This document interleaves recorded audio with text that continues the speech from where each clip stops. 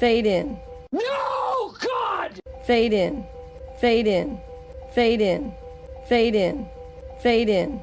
No, God! No, God, please, no! No! No! No! I am the type of Star Wars fan that doesn't even have a favorite movie. I just want to live in the universe of Star Wars continually, in perpetuity, forever. So when people are like, what's your favorite Star Wars movie? I'm like, there is no Star Wars movie. There is only Star Wars. I'm gonna kill myself! I'm going to kill myself, and it's your fault! The sequel movies were just the worst garbage ever. Last Jedi was one of the worst movies I've ever seen in my life. I wanted to leave the theater, but I was like, I can't. It's Star Wars. You know, I need to watch it. But man, was that bad. I think that the thing that George never did was maintain the status quo. And I think that that's really important because... Fuck you, fuck you, fuck you, fuck you, fuck you, fuck you, fuck you! When I read 8, I told Ryan, I fundamentally disagree with virtually everything you've decided about my character. Who is this guy?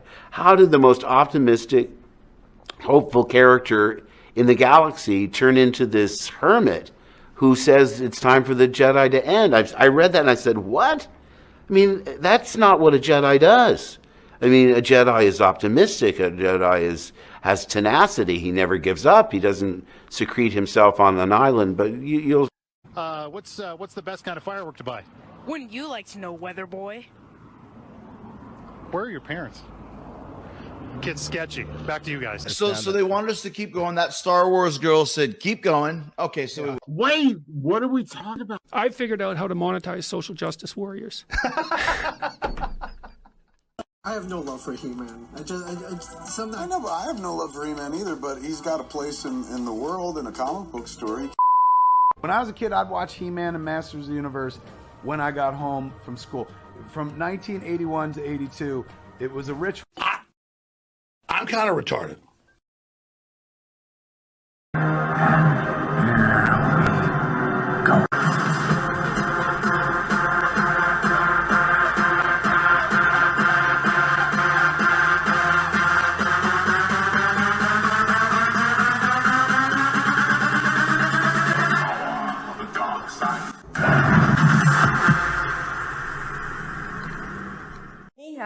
To all of our Star Wars fans in China.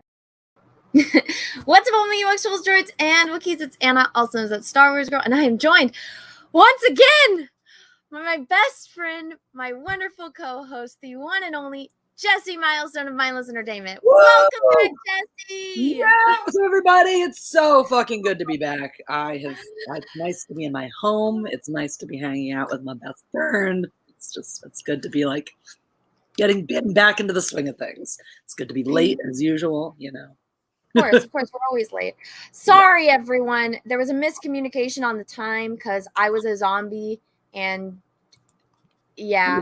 But we're here. We're here. That's all that matters. Sorry it took so long, but great things come with time, right? Right? Wouldn't you like to know, Weather Boy? I know. But yes, we are. I clicked the wrong one. Yes, we are actually live. This is not pre-recorded. If it is a pre-recorded video, it will say underneath the video, it will say premiere. Yeah. And if not, it will say started streaming at this amount of time ago. But that is how you guys can tell if it is a, if it's a live stream or a premiere video. But no, it's a live stream. That's why it says live in the title. But yes, we are here. We are here. And so we are going to talk about a few things today. First off, we're going to ask Jessi how she's doing and what's new with her. I'm eating a chip.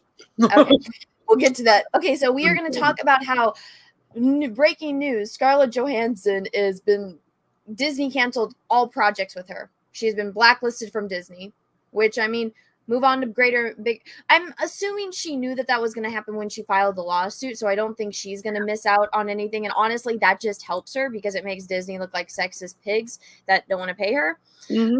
And then we are also going to talk about a little bit, because me and Jessi didn't get to talk about the Masters of the Universe stuff. Mm-hmm. And then, for those that know, if you guys follow me on Twitter, guess what? I'm at Twitter war. I pissed off the weirdos again because I tweeted something on my own timeline and all these weirdos found me and lost their minds. So those are our topics for today. If something else comes up, you guys can let me know. Baltimore guy, thank you for the super chat. Cheers from the East Coast. Stay awesome. Oh, well, thank you. Cheers to you. Baltimore guy. Baltimore Also, guys. everyone, thank you. Also, everyone, I'm gonna adopt one of Nick Rekieta's things, which is if we get to 1,000 likes, I will take a shot. That's the thing that Nick Rekieta does. Every time his stream gets to 1,000 likes, he has to take a shot. So remember to smash the like button. It's not a really big audience today, which is completely fine. Happy to have all of you here with us. So if we do somehow magically get to that number, I will honor it. So that I think is going to be a new common thing I adopt from Nick on my channel. Russell Hall, thank you for the super chat. How do we know this is the real Jessi milestone? Ooh, true. It's a good question. I mean, I've got the blue SJW wig over there. I can always grab that. It helps. I don't know. If seeing me pretend to be somebody else convinces you that I'm me, maybe that'll do it. That seems like logic, right?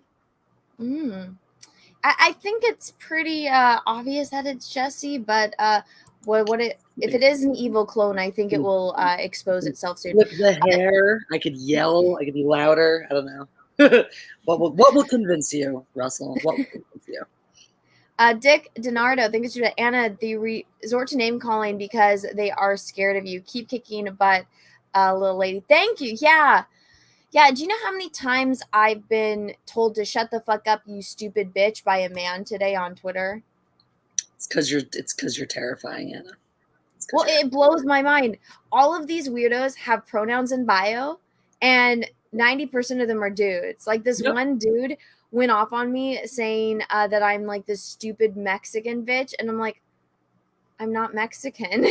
One, I'm not Mexican. Two, like, why are you reaching for racism on your social justice crusade? I feel like you're mixing exactly. I was like, not only are you racist, not only are you a sexist pig, but now you're racist too. Like, holy shit.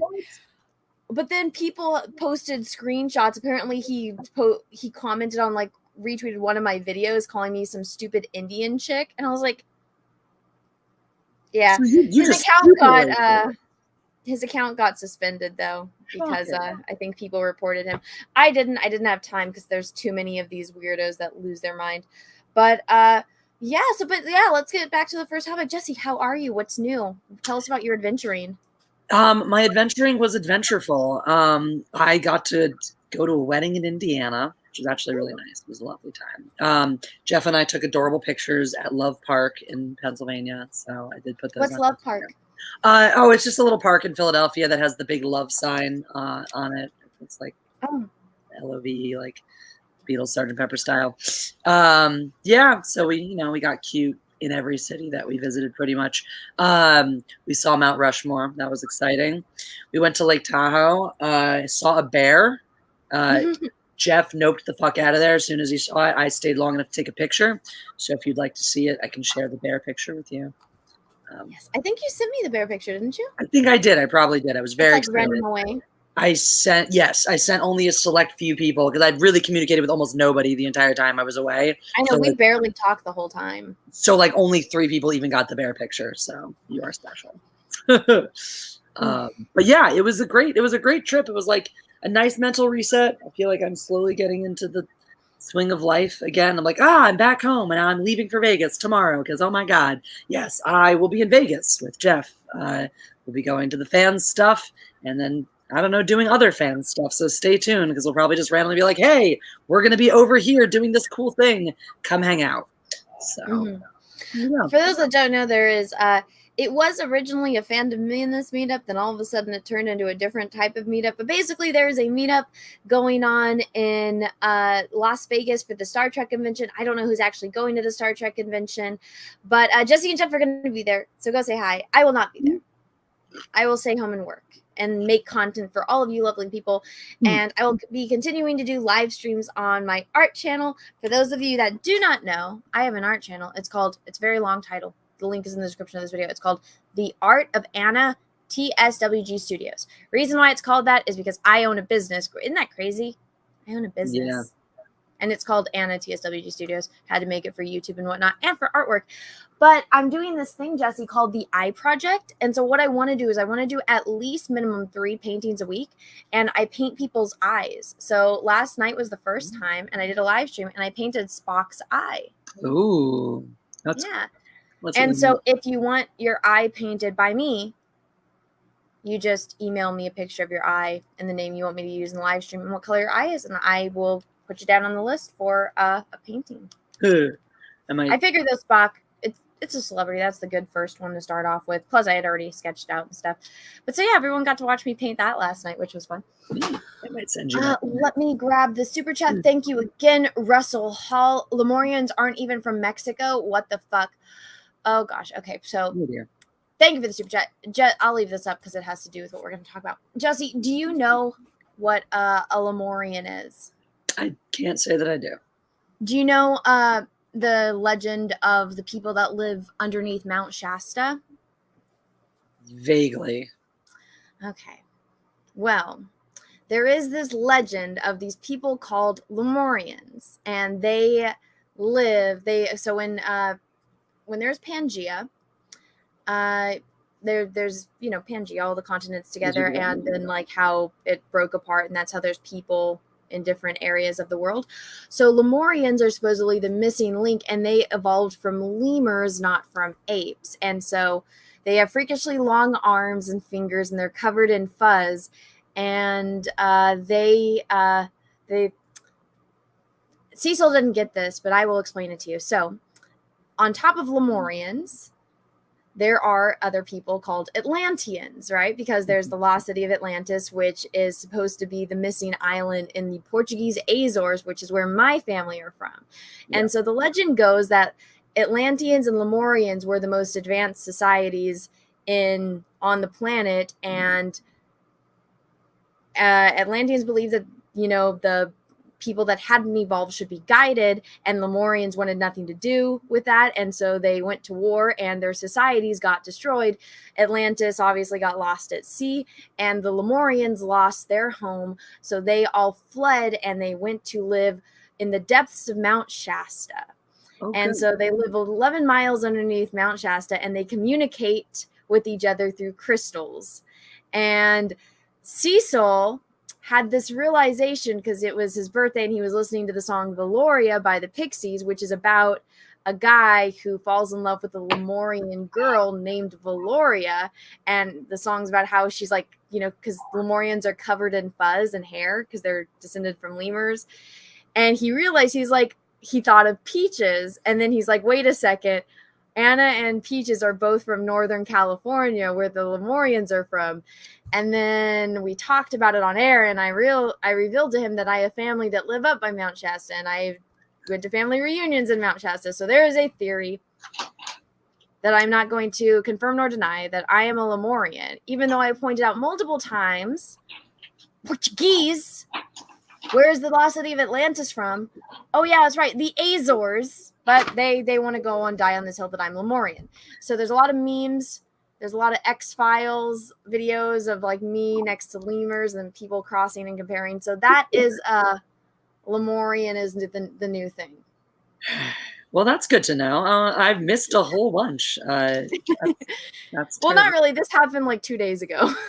Oh, wow. Well, there you go. So I've been home since this happened. Jeez. I'm glad I know.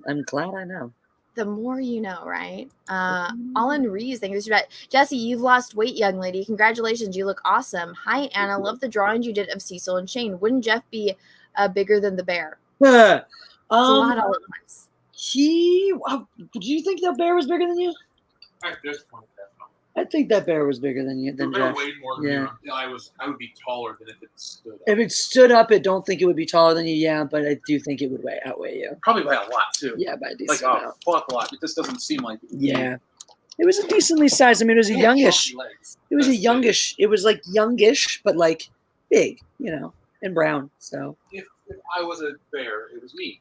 Yeah. At that age. There you go. And because I know, I just left. Jeff was like, goodbye, bear. Turned around and walked away. I'm a bear. My life is good. I'm not going to be like, hey, as shit picked up in my life, I tried to do stupid shit. Like, what the fuck? Nope. No bears. The Wit Chef, thank you for the super chat. Hannah, you're selling your art as NFTs. No, I don't really understand NFTs. Plus, I will never sell my art digitally because that will be a way for people to pirate it. So everything that I put out has watermarks on it. So no. If anyone out there actually does understand what the fucking NFT is and how it works, and you want to like send me a TLDR, I'd love that. I'm Help me out too. still trying to figure this out. Yeah, I'm not gonna do that. I like originality, and so no. Chris Topher, thank you for about pronouns and bio equals star for attention. Also, hi Jessi. Exactly. Hi Chris. Exactly. How's Thank you your for the day? super chat. Russell Hall, thank you for the super chat. Look up pics of lemur hands, Jessi. Do you see? Yes, I know. And yes, I am covered in fuzz again. Portuguese. Oh yeah, I mean I do see their point. Like I do see the point that they're making. Like I don't think that you're a Lemurian. I do think you're probably more likely to be an Atlantean than a Lemurian, or maybe like a weird hybrid of the two. You definitely don't have the overly long limb thing going on, but I do see the point they're making with the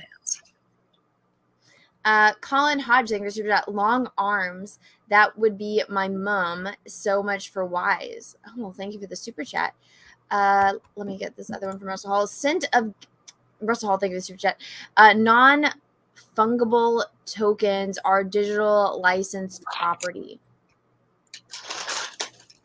That doesn't answer what it is, though, but thank you for the super chat. I don't understand the NFT, and I don't really care to. Jessi does, though, so you guys can let Jessi know. And Dick Donardo, thank you for the super chat. Anna, you're leaving out the part where Cecil said he thought about Peaches in a romantic way when he heard the song. Hail Jessi and Jeff and Anna. No, he said he heard the song, which is a romantic song, and it reminded him of Peaches. Yeah. And he said, this is the gayest thought I've ever had. So it's happening. Like, it's not happening, but thank you for the super chat. But yeah, I got Cecil back with that beautiful drawing I did of him, which if you guys, I can probably pull it up. Do you want to see, Jessi, me drawing Cecil? Is it more or less attractive than Cecil the Hutt? I don't know. Let me see. Oh, I have here. Let me show you this. Here is a picture somebody did. So one of the things these weirdos like to do is tell me to touch grass. So I'm just like, yo, bitch, this is my lawn. Not mommy and daddy's lawn, but so they. That's one example that somebody is trying to use that I am a Lemurian. But let me get you. That's a reasonably compelling one. Not even. Look at a gorilla one. Mine is much more closer to a gorilla. I'm trying to find this thing of the art. Maybe I posted it in a different group chat. Okay, here we go. So I drew Cecil and Shane Davis. Shane, I think Cecil's a bit funnier. I do. They're both pretty great. Cecil's like pretty true to life. Like that's fairly accurate. I mean, now that you've met him in person, you've really captured his essence. I got a compliment too on that stream I did. Ethan said I was a good cartoonist, and I was like, "Oh, well, thank you." Hey, there you go. It says art school pays off sometimes. Borgborg, what's up, dude? How are you? Thank you for the super chat. Hey, girl. Rilla, god damn it, heart, your tan and hair, you're looking like Shakira. Oh, thank you, that's very complimentary. Jessi, looking great as well, smiley face. Keep rocking, be safe in Vegas, Jessi and Jeff. Thanks, we will. Oh, I am probably going to bring a guitar out because that's what I do now is play a lot of guitar. I'll probably do a Live It stream. Maybe I'll do a live Live It stream. Maybe you can come watch me play guitar live somewhere. I don't know. Ooh. Who knows? You can just go follow me on Live It to find out. I have a group chat over there now. It's very exciting. That's fun. You know what? I forgot to talk to you about this off air, but you know what I was thinking that you should probably look into trying, because Nick was telling me about this, is you should look into locals. They're kind of like Patreon, but they have a live streaming. And so the way anyone can see your posts, but only think there's like a subscriber base kind of thing, because again, it's like Patreon, where you have to be subscribed to be able to comment. People can still see it and everything, but you can live stream from there. The only thing that they say, I think, is like there can't be any nudity, and you can't be like calling to like kill people and do terrible terrorist things, but it's like not censored the way YouTube is. Like, I think you can play like, you know, copyrighted stuff on there and whatnot, but that's something that I think that you should look into. And I guess they're like interested in helping people grow. Like this, I made one just to kind of see what it was all about, because everyone was saying it was popular and Nick was highly recommending it. And I was like, that's actually super convenient, because it's kind of weird to have to do it through YouTube and like set it unlisted and then send people out a link. So I was like, if you just stream through there, and it's funny because I followed like Nick and like 2 other people, and every time he streams or posts, I get the notification. Hey, that's nice. Yeah, so I can tell you a little bit more about it off air, but if it's just called Locals, and yeah, I might have to look into it. I've found so far that Livet is solid about notifying my people when I'm live too. Oh, that's good. Nice. That's good. Yeah, if you ask to be notified, it actually does what you ask it to. It's weird. Oh, It's like, crazy. Isn't that wow, if only YouTube could learn that. I know. I've really discovered, because that's so far now, every July, no matter what, my channel dies. It dies like to the same extent in the same way, no matter what I do in the month of July. And then it takes months to rehab it and get it back to at least where it was before, which is never quite as good as it was before. So my channel basically slowly gets shot in the foot every year until it, you know, requires a worse and worse limp. And I just started to realize, I started sitting back and enjoying the fact that Livet is now my primary platform, but like wondering why the fuck on God's green earth I would continue to pour my time, effort, and energy into this as my primary source of income when the actual platform that hosts it is actively working against me no matter what I do. It just doesn't make any sense. YouTube hates its content creators because they want to make room for news platforms and celebrities, and it's like, you're literally going to self-implode your platform, you dumbasses.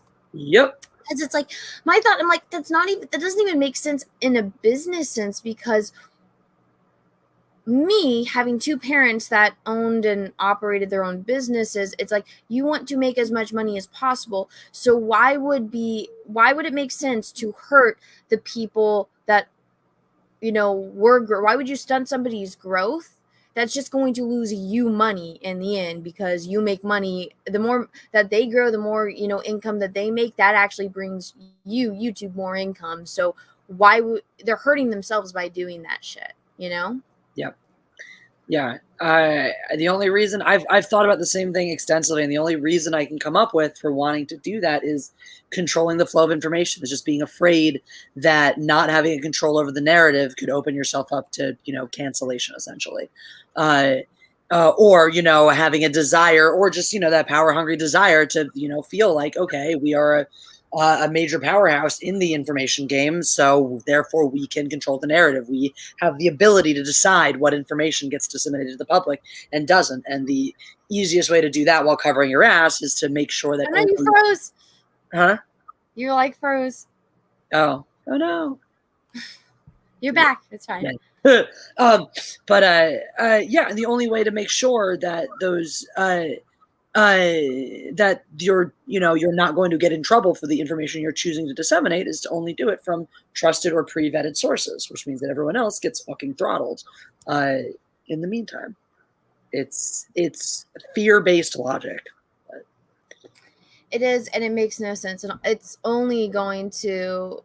All it's doing is making people look for another platform. Yep. And that's really gonna hurt. I mean, before. But nobody thought MySpace could end, and then Facebook got created. Nobody thought Facebook could end, and then now I think Facebook is slowly dying while kids flock to Instagram and Twitter. And even now, kids don't want that. Kids want TikTok. So it's like, I think the only reason Facebook is still around is because they bought Instagram, you know, and they're trying to freaking buy everything. So. And then there's people like me that I'm like, I have all of my memories on there. I can't delete it. I have family on there. It's the only way to stay connected to people that live in other sides of the world. That's me. Armagad, thank you for the super chat. Please let Peaches sit on Cecil's lap. No. Volcanus Rex, thank you for the super chat. Pretty sure Anna really is tired of people's stupid BS. Thank you. Oh my God, that speaks to my freaking soul. So true. So true. Yeah. Is it really that hard to ask for people to have common sense and to think before they speak? I didn't think that was that hard of a request, but apparently that's like asking for fucking diamonds. You know, common sense really is a misnomer at this point. There's nothing common about it. Let's see. Russell Hall thinks about if the boomers of CG would take the time to figure out how NFTs are perfectly suited to their business model, they'd increase their market share by 10%.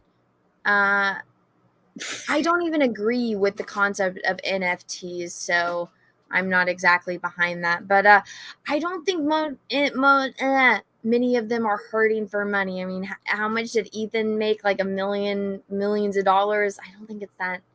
I don't think it's I don't think it's that bad. All right. You're all caught up on super chats. I've been good. I've been keeping up with all of them, guys, and reading them as they come in. I know that's frustrating. I get frustrated too because sometimes I'll send a super chat, and especially to Drunk, and I don't know if you know this, Jessi, but I have this thing where anytime Drunk posts a video or he's live streaming, I just comment, show us your feet. Just because I like being weird. And I posted over and over again. I'm just like, show us your feet. And so he wasn't reading the chat. And he's like, oh, is Anna here? And I'm like, I'm going to make this fucker read this out loud to everyone. And so I sent him a super chat. Fucker took forever to read it. And I'm like, then I realized, like, fuck, Drunk gets a lot of super chats. It's all those ladies that, all the ladies that got the hots for Drunk 3PO. God damn. And he's not here, so he can't clip that. Colin Hodge, thank you for the super chat. They only want woke points. Exactly. And you know what? They like to virtue signal, believe all women, female empowerment. But then the second a woman has an opinion they don't like, you bitch, you're stupid, right? It's like, oh, all right, cool. Cool. Totally female empowerment, right? Oh, and a lot of male feminists. It's funny how that works, too. Albert Nada Retro, thank you for the super chat, even though you did not say anything. I appreciate it. All right, Jessi. So which one do you want to talk about first? Do you want to talk about He-Man? Do you want to talk about Scarlett Johansson getting blacklisted from Disney? Or do you want to talk about this whole nonsense that's going on with me on Twitter with the weirdos? Let's start with He-Man, get that out of the way. So I'm gonna have a lot of I have many opinions on the ScarJo stuff, so I'm excited. Okay. I thought you would. Oh yes. Okay. So Russell, I explained NFTs in a super chat you missed before you were all caught up. Oh, god damn it. Okay, I'll go back. Thank you for the super chat. The Witch Chef, thank you super chat. Among other things, NFTs are allowed to allow a constant stream of royalties for artists. Where should we send a TLDR to Jessi then? Yeah. You can always hit me up at me.mindlessentertainment@gmail.com, or if you go to my YouTube, there's a link tree, and that'll get you to all my social medias, from which some will allow you to DM me, etc. So. Was it this one that I read? Or basically the owner's this is the one I missed. Fungible tokens are basically the owner's license to something real or digital, store on a blockchain for storage and easy transfer. Okay. I don't know what that means. Okay, so I think I'm getting it. So basically, essentially, the idea is that it's like it's kind of like you're exchanging the deed to something, like so you're exchanging ownership to something. So it could be something digital, or it could be something physical, or something, I guess, intangible. But I guess it's some physical way of saying, here, you have now purchased this thing, you now own this thing, a code of authenticity, basically. Yeah, so it's like kind of a proof of purchase in a way. So you buy an NFT and you can basically get a link, but that doesn't really get the art itself. So yeah, okay. I don't understand that. That's weird. Russell, thank you. Non-fungible means can't be broken up. I don't understand why somebody would want that. Headrock, thank you for that. You can make a perfect copy of the Mona Lisa, but only one would be the original. NFT is a clever way to do that for digital files. That's all it is. What is but the I don't want currency, Headrock? I don't want anyone to own the original file aside from me. I just want to I'm know what that selfish. currency is. Does anybody know what that currency is? No. It's two interconnected squiggles. I've never seen this before.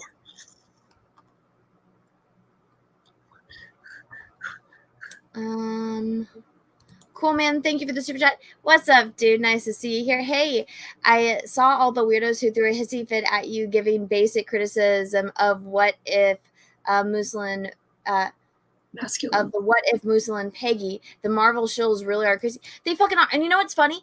None of them know anything about Marvel or superheroes. They're all just a bunch of kids that have Stan accounts and then male feminists.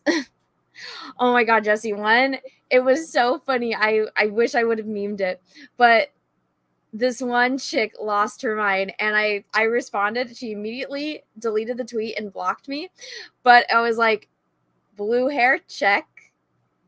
Pronouns in bio, check. Triggered, check. She was like literally what you would picture a blue-haired land whale SJW. I love when they fit the stereotypes. They're all like that. All of them have pronouns in bio. All of them are male feminists or feminists. And they're all like, yay, believe all women until a woman has a different opinion. Then they're like, fuck you, go die. And it's like, Jesus. Right. And it's hilarious how they can't see that. That's the funny part to me is how, like, no matter how much you point it out to them, they're like, nope, you're an evil bitch. And I'm like, but you're literally the one who just got through telling me that you can never use the word bitch because it's automatically sexist and terrible. But okay. Well, that's the thing. It's like, okay, I posted my opinion on my own timeline, and people are like, that Star Wars girl is ruining my day. And it's like, but you don't follow me. So you went out of your way to see my tweet. Right. And you let me, a stranger on the internet, random opinion on their own timeline bother you. It's like, basically, that says more about you than it does about me. You woke up and you were like, I'd like to have my day ruined. Let's see what that Star Wars girl has posted. And then went and allowed your day to be ruined because you're a fucking retard. And the thing is was your day really ruined, or was it everything you wanted it to be because all you wanted was to wake up and be triggered on the internet? I'm going to show you this one because I'm going to highlight what Cool Man is saying. But Annie McCallum, thank you for the super chat. Hail, Jessi and Anna. Heart, you missed some super chats. Oh, well, thank you. I'll go back and read some of them. I apologize. Bullet Shepherd, thank you for super chat. Prefer my own version of NFTs. Natural fungal takeovers like cordyceps. Huh? Cordyceps. Cordyceps from Last of Us 2. Okay. No interest in that, but to each their own. Let me grab this. Roger H, thank you for the super sticker. I can't see it, but I'm assuming it is a thumbs up because that's usually what you send. I think I read that one. Cool Man brought up the guy that was being I think I read that one. The dude that was racist and sexist. You want to see it, Jessi? I know I'm jumping ahead a little bit. It's kind of funny though. Let's have it. Okay, here I randomly clicked on the exact one. All right. Are you ready, Jessi? Always.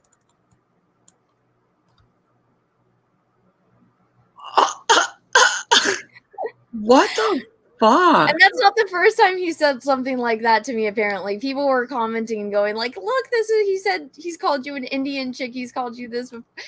And guess what? He's like, a father of 2, single, and I was like, I wonder why you're single.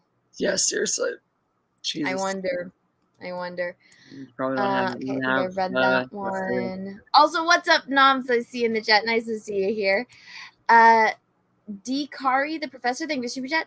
To the beautiful and sensational ladies of the Matriarchy, the awesome artista, and the joyful soul known as Jessi. May you forever find success. Oh, thank you. Thank you, Dakari. It's very, very kind of you. Thank you. Albert, not a retro. Thank you for the super chat. Even though you did not say anything, I still appreciate it. But yeah, this is basically what I got over and over and over again from these weirdos. That's basically it. But we're jumping ahead. Okay, so you wanted to talk. Oh my god, thank you, Russell, for the super chat. You know how you're a hoarder and hate selling your art. Make them into NFTs and sell them as digital art and make tons of money while you stay a crazy hoarder. Now you're speaking my language. I'll have to look into it. But thank you for the super chat. You're finally getting through to me. Guys, there's over 397 people watching. Please smash the like button, please, and thank you. We are almost to 400, which is awesome. But so we are going to talk about He-Man, Kevin Smith, and all of that, since Jessi and I have not talked about it. So I'm going to read the super chat, and then I'm going to take a break from reading super chats, so that way Jessi can, because I haven't heard how Jessi feels about it, so I want to know. So let me read this real fast. Colin Hodge, feminism is the liberation of females by females. There is no such thing as a male feminist. I'm an ally as best. But still, any guy that identifies as a male feminist should have their hard drive looked at by the FBI. Thank you for the super chat. Just saying. All right, Jessi, what did you think of Masters of the Universe? Also, were you ever like a He-Man fan? Like what? So I caught it, when I was younger, a little bit, like reruns on a whatever channel. I don't know, I was on Cartoon Network or something when I was a kid. Yeah, but it was like, okay, it was fine. It was there. I did not watch I didn't watch the new Abomination, but I've been following closely the Kevin Smith's statements in the lead up and aftermath of it, of its release. And I put my thoughts into a tweet, and I think that it stands pretty much it sums up pretty much my take on the entire thing, which is to say the worst thing that Kevin Smith is doing currently as a filmmaker is just pretending that he's still got it. Like, filmmakers, there's a thing that happens in the refereeing world, right? You get old and you stop being able to referee because you get to a point where you can't keep learning as quickly as you did before. You don't see shit as fast as you did before. Your brain doesn't work as fast. So you don't keep up with the updates. You don't keep up with the rule changes. You don't keep up with the speed of the game, and you start to lose it. And referees do one of two things when this happens. They either, or three, I guess. Some of them just retire. They just go quietly into the night. Other ones realize they've lost it, and they'll find other ways to assist in the game. They'll be pod captains, they'll be mentors, they'll help in other ways other than trying to actively referee all the time. Other ones belligerently try to insist that they still know exactly what they're doing, that they still have it, that they're still the best referee on the floor, to the expense of everyone around them. And that's Kevin Smith. That's the person Kevin Smith has become, is the filmmaker who's always thought of himself as Mr. Finger on the Pulse. I know what the kids are into because I was just the hip, cool kid myself, scrounging together enough money to make my movie. And it's like he's rested his laurels on the fact that he got his start, selling his fucking record collection, whatever, to make the money to make Clerks, which is great. Look, kudos to you, bro. No one is ever going to take that accomplishment away from you. But that doesn't mean that everything you do after that just gets a pass, just gets a tabula, just gets, okay, you're that guy who did that, so hooray for you. At some point, like, evolve or stop, at some point, if you realize, he evolved into an SJW, so. But the problem is that he evolved into an SJW, but he's still trying to market and package himself like he's the same. Hi, Tulip. My baby. Like he's the same good old Tulip helped you Kevin move. Smith who gets the kids these days. And it's like, Tulip helped you move, Jessi. I know. Tulip helped. She did. She was very instrumental on moving day. Without her, I don't know if we would have gotten through that. Let me tell you. Every single time I got to come outside to put something in the truck, there was a little fluffer to give me kisses. She would guard dogs. She guarded your stuff with me. She attacked him if they try to steal your stuff. Crazy hobo come and try to steal your stuff. She'd attack him. She'd bite him with her little tiny Tic Tac teeth. She did murder. It was good. She'll have to come back and visit the new place, like to actually finish unpacking finally. But yeah, I mean, that's like even if you go into the freaking newest one before this, where like Silent Bob has become a vegan. Like there is an acknowledgement from Kevin Smith that he himself has evolved. He has changed. Like Silent Bob is now a reflection of the new Kevin Smith. But his movies still act and his projects still feel like he's trying to package this like hip cool guy who's got it.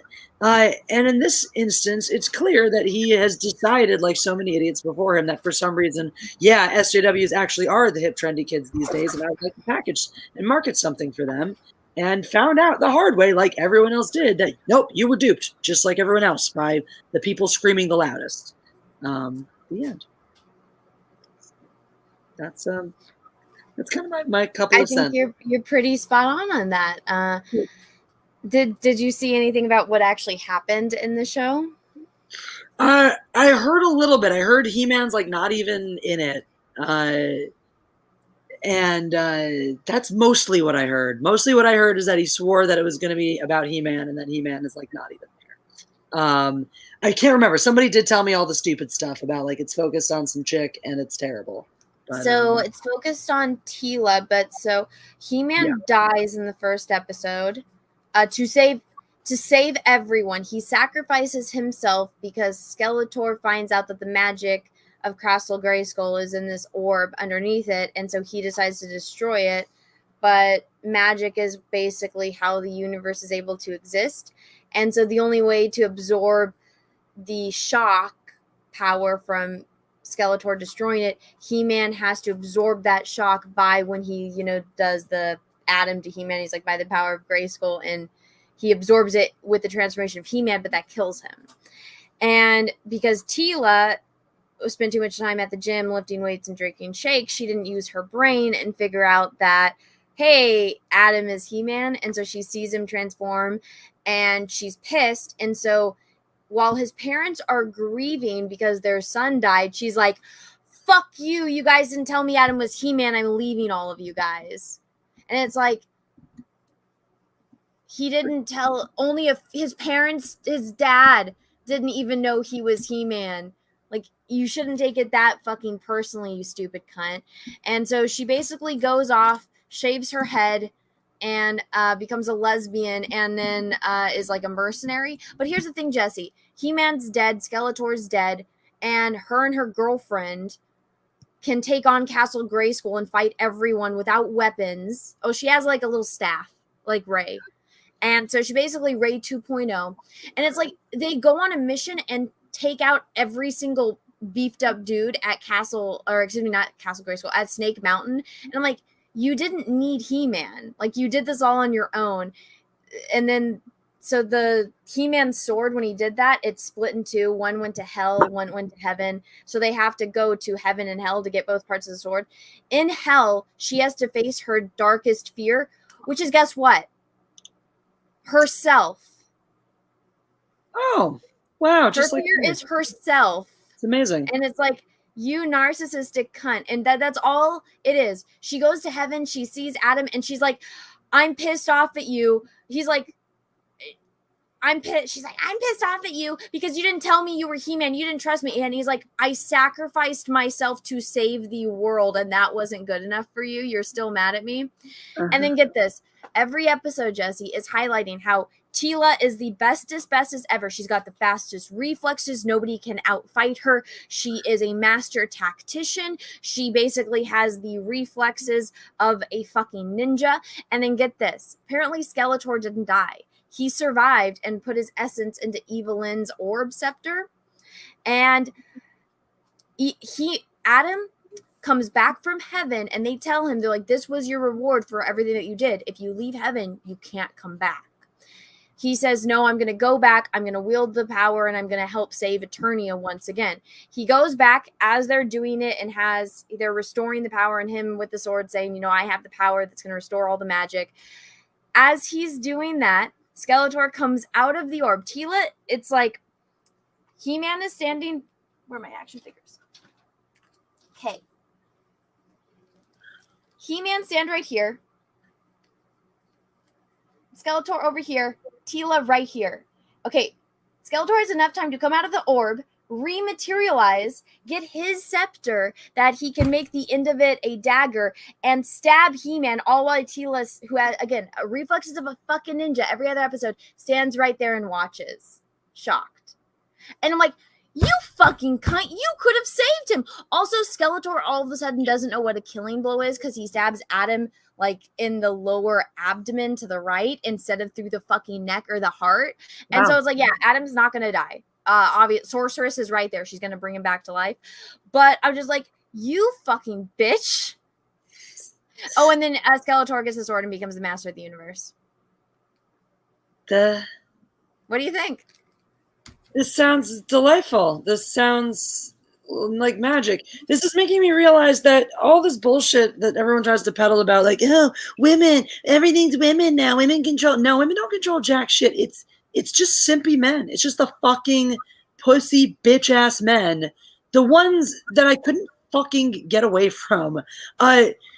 They're the beta bitches, the fucking beta bitches of the world. These male feminists who want to actually run around treating women like shit all the time are the ones who've just rewritten the narrative. So this is what they like. This is what they're into. They want to fucking drool over, oh my God, my Amazonian princess. Oh my God, my queen, because they're too fucking pathetic to nut up and be men themselves. So that's why. See, this was my life. My whole life was men coming on to me, trying to pull that shit, do that shit to me. Oh my God, my queen, my princess, blah, blah, blah. And I'm like, no, I don't want this. I'm just looking for a man who's actually man enough to make me feel delicate and feminine. That's why I'm with Jeff, because Jeff makes me feel adorable and petite and feminine and cute. And it's wonderful. He's actually man enough for me. Most of the fucking dudes out there are pathetic little bitches and they are finally wrestled control from the real men and the actual, women who might not want to tell good stories. Their sad, pathetic envy is what forces them to just treat everyone like shit and hold on so tightly and write these sad little stories about these pathetic characters. That's why all the men suck and all the women are overpowered and unrealistic, because that's the sad fantasies in their heads. That's it. All it is a bunch of women that are pissed off at men and all of the men that have to apologize. And it's like, you literally did nothing wrong. Okay, so Tila in the very first episode is promoted to man-at-arms. So that means your absolute undying loyalty is to the royal family. You put them above yourself. She can't even do that because the second that she realizes she wasn't in on the secret, she says, fuck you, and leaves. It's like, his own father, the king, didn't know he was He-Man, so shut the fuck up, you stupid cunt. You can't even do your job right. Yep. And again, it's literally just, and then her and Evelyn have this like story about how the whole, Skeletor was, Evelyn's superior, and Adam and He-Man was what Tila had to deal with. And it's like, smallest violin for you and your problems, that a man took care of you, that a man spent time, I know Skeletor's evil, but a man spent time in his life to include you in things, and especially for Tila. And I'm like, He-Man treated you like you were his equal, and I mean, as a warrior, you would think maybe there is a need to know basis, and maybe it's not very strategic, and also maybe it might be for your own fucking protection for you to not know all the information. And it's an ongoing joke that it's like, it's going to be funny when Tila finds out that her mother is the sorceress. How pissed is she going to be pissed off because her mother didn't tell her who she really was? Yeah, she's probably going to Or is it going to be okay because she's a woman? Probably the latter, because that's fine, because everything women do is great. And if, Kevin Smith just keeps writing women like that, maybe they'll all love him one day. And then the way Kevin Smith defended it and like going after Clownfish TV over and over again, it's like, dude, you're losing. All you're doing is making this worse. And so they were promoting it on Netflix in like the top 10. It left the top 10. People wrote articles and did videos on it. All of a sudden now they don't have the top 10 spot on Netflix. It says these are Netflix originals, and it'll have a little 10 on it if it's in the top 10. And so for me, for the first couple days, the very first one was was Masters of the Universe. Now it's some other show in there. I just got something. What is this? What is this? Sorry. I just got a thing from someone. Hey guys, please don't email me for the iProject on my regular Star Wars email. Email the iProject email address, please and thank you. Because I just got like a thing on my spam letting me know, and I kind of read it real quick. Yeah, don't email me there. But yeah, so here, this I wanted to show you this, Jessi, because this kind of illustrates it. So when, again, Master and Tactician, reflexes of a fucking ninja. This is her all of the sudden when Adam is getting stabbed and murdered again by Skeletor.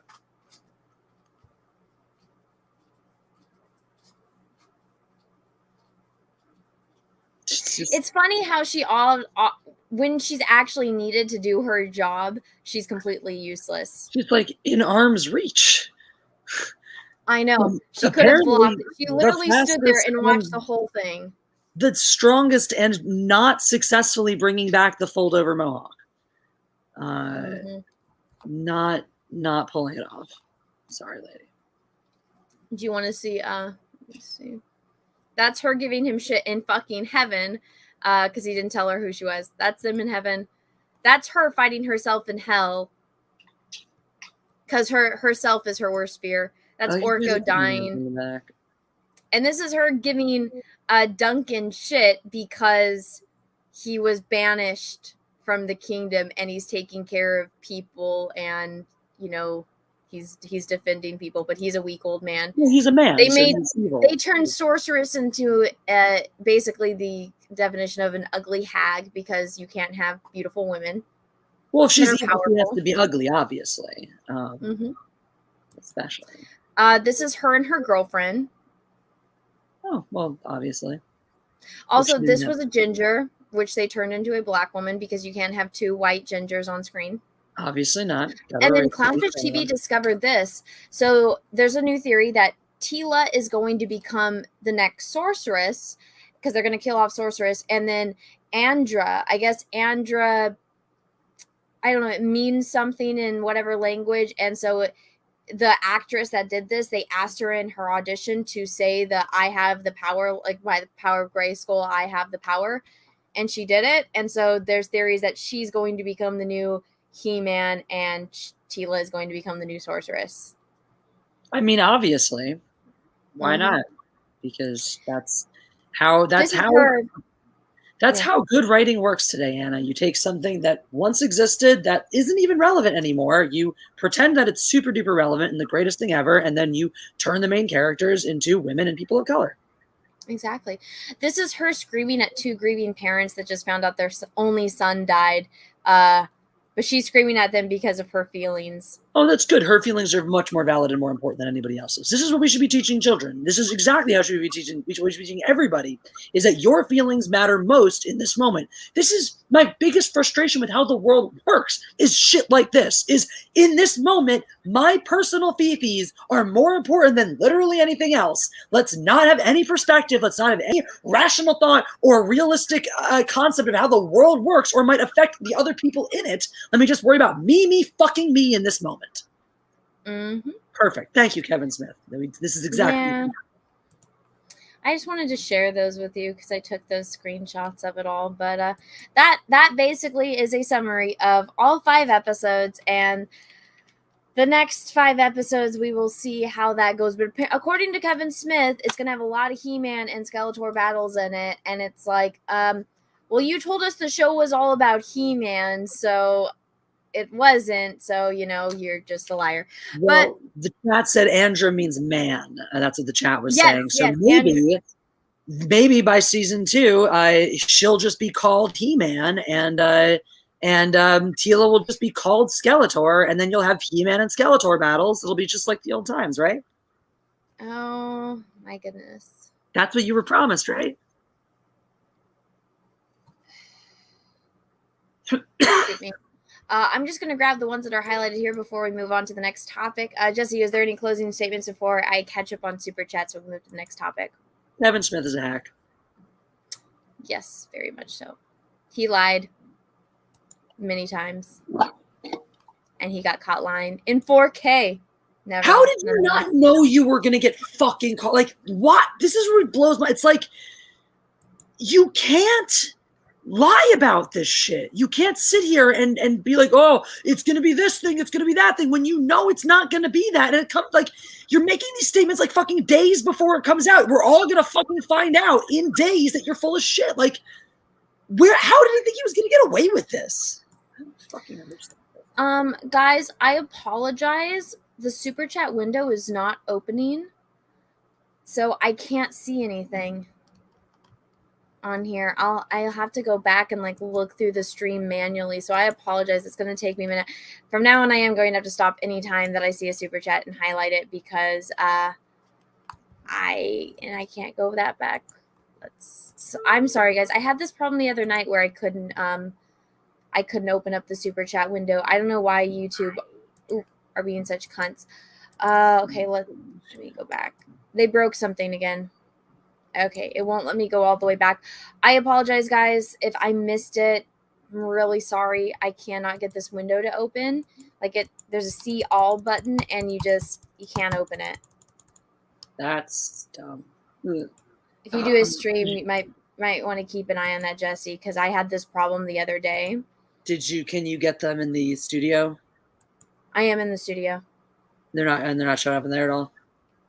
Mm-mm. Like in the live control room for the live stream. Where do you find them there? If you go viewer activity, if you're in the live control room. Just like current views. So when you're in studio, if you go to your live, if you go to your content, over to your live streams, one of the options on the little icons is to view in studio if you're live. I am in studio. Or view like it will view the are you in the backstage for the live stream? Yes. Okay, so the tab that says viewer activity should bring up all your super chats. I don't see it. I just see like the little chart that says how many people are currently viewing. Oh, viewer. I see. Thank you. Hey, I won't scroll. Give it a sec. Sometimes it takes a minute to load, but it might. Sometimes I have to manually scroll that window too. Even though I have a the touchpad on my computers, and I have to use the clicker to scroll it. Because YouTube Studio is awful. Why would they? I don't understand why they can't make it. It's not working. It's frozen. Why would YouTube want to actually make their stuff functional for its creators? I don't know. I'm going to refresh it. It might kick me out, but I apologize, guys. Russell Hall, thank you for the super chat. Check out Kyle Dunnigan's review of the original trilogy from a male feminist perspective. It's pretty funny. Oh, God. I'm sure it's hysterical. Do I need to do that? Oh, God. Probably that sounds not. Absolutely awful. Sounds kind of painful. The last thing I want to do with my time is listen to a male feminist. Most of us, thank you for the super chat. Anna, just share them and respond to them on Twitter. I can't because first off, not everyone that's on YouTube follows me on Twitter. Second, I have to be able to access them to be able to share them. Spidey Leo Slayer, thank you for that. Jam, I miss Jessi. Welcome back. I did too. Yeah, well, you're here now and so am I, so that's what matters. Yeah, so it doesn't show me them. Kyle is a comedian playing a male feminist, so it is intended for comedy. That sounds even better. So I don't have to be also in pain while laughing. Wee. Adam Wolford, thank you for that. Tesla was going to be the sorceress from the original series. They hinted at that, but the series was canceled again and in the 2000 version. Well, yeah, everybody knows that Tila was, that was her destiny because that's what her mother was. But I think the way that they're going about it is just bullshit. Okay, so I can kind of see a few of them on here, but I can't read the entire thing. But I see How Easy. Thank you for the super chat. Curse You Work. Have a great time, ladies. Look forward to the winding down when I get home. Oh, well, thank you. Thank you, dude. Awesome to see you here. Great to hear from you, dude. Hopefully you enjoy this on the replay. All right. Well, let me see. So Albert, not a retro thing. Anna, did you see the post made on your what if video? Well, there's a lot of posts, so no, I have not seen all of them. XM202WOW, they was back. Kevin Smith has turned into a sellout shill for guilt. And guys, it's cut off, so I can't read everything that it says. This is only what like the little clip thing is, so I apologize if I'm missing a lot. See if there's a bar on the bottom to scroll to the side. Nope. And it hasn't even updated since there's been more chats. I know. Russell Hall, thank you for the super chat. The worst part is Kevin Smith isn't even his real name. I think that there's more to that, but I can't find it. He has it on good authority that his real name is Sandy Vagina. And I think that's accurate. That makes sense. The historian, thank you for the super chat. Who is the handsome young man streaming with you? Ha ha ha. It's like Jessi in an airport, right? So I will take your middle school level insult and I will raise you. If I seem masculine by comparison to you, you got some fucking problems, dude. Mm-hmm. Exactly. Let's see. I think that is all of it on there. You do not have access to super. Oh, you know what it is? I think, Jessi, is they did this new thing where members, they get to send you like a highlighted membership message and it looks like a super chat. And so they're probably updating there. Gotcha. But it, let's see. Yeah. Oh, some of these just updated a little bit. I don't know if that's right though. Night King 01, thank you for the super chat. Have you seen what's been happening with Joel Kinnaman? Check his Instagram. I have no idea who that is. I've never heard of him either. I've never heard of him either. These are back. These are coming in new. So if you want to highlight them back on this page, they're coming over here now too. Cool. I have no idea who that is. I apologize. Never heard of them. Macy Van Dusen, thank you for the super chat. How here and gone. Howdy, Star Wars Battle Angel and God Empress. Wish I could sit in, but other things require my attention. Take care. Live long and prosper. Thank you for stopping by. We appreciate it. Show Gunny, thank you for the super chat. I bet Andra's mind transfers into the male Grayskull body so Tila can get pregnant. Then a defeated Skeletor merges with Evelyn, making her a mess too. Oh God, don't give them ideas. Thank you for the super chat though. That sounds unfortunate. Gates McFadden, super Russell Hall, thank you for that. Kyle Dunnigan isn't a real female feminist. He's a comedian, but his play-by-play explanation of Star Wars as a male feminist pretty spot on. Oh God, okay, so it's a comedy. All right, maybe I'll check it out. But thank you for the super chat.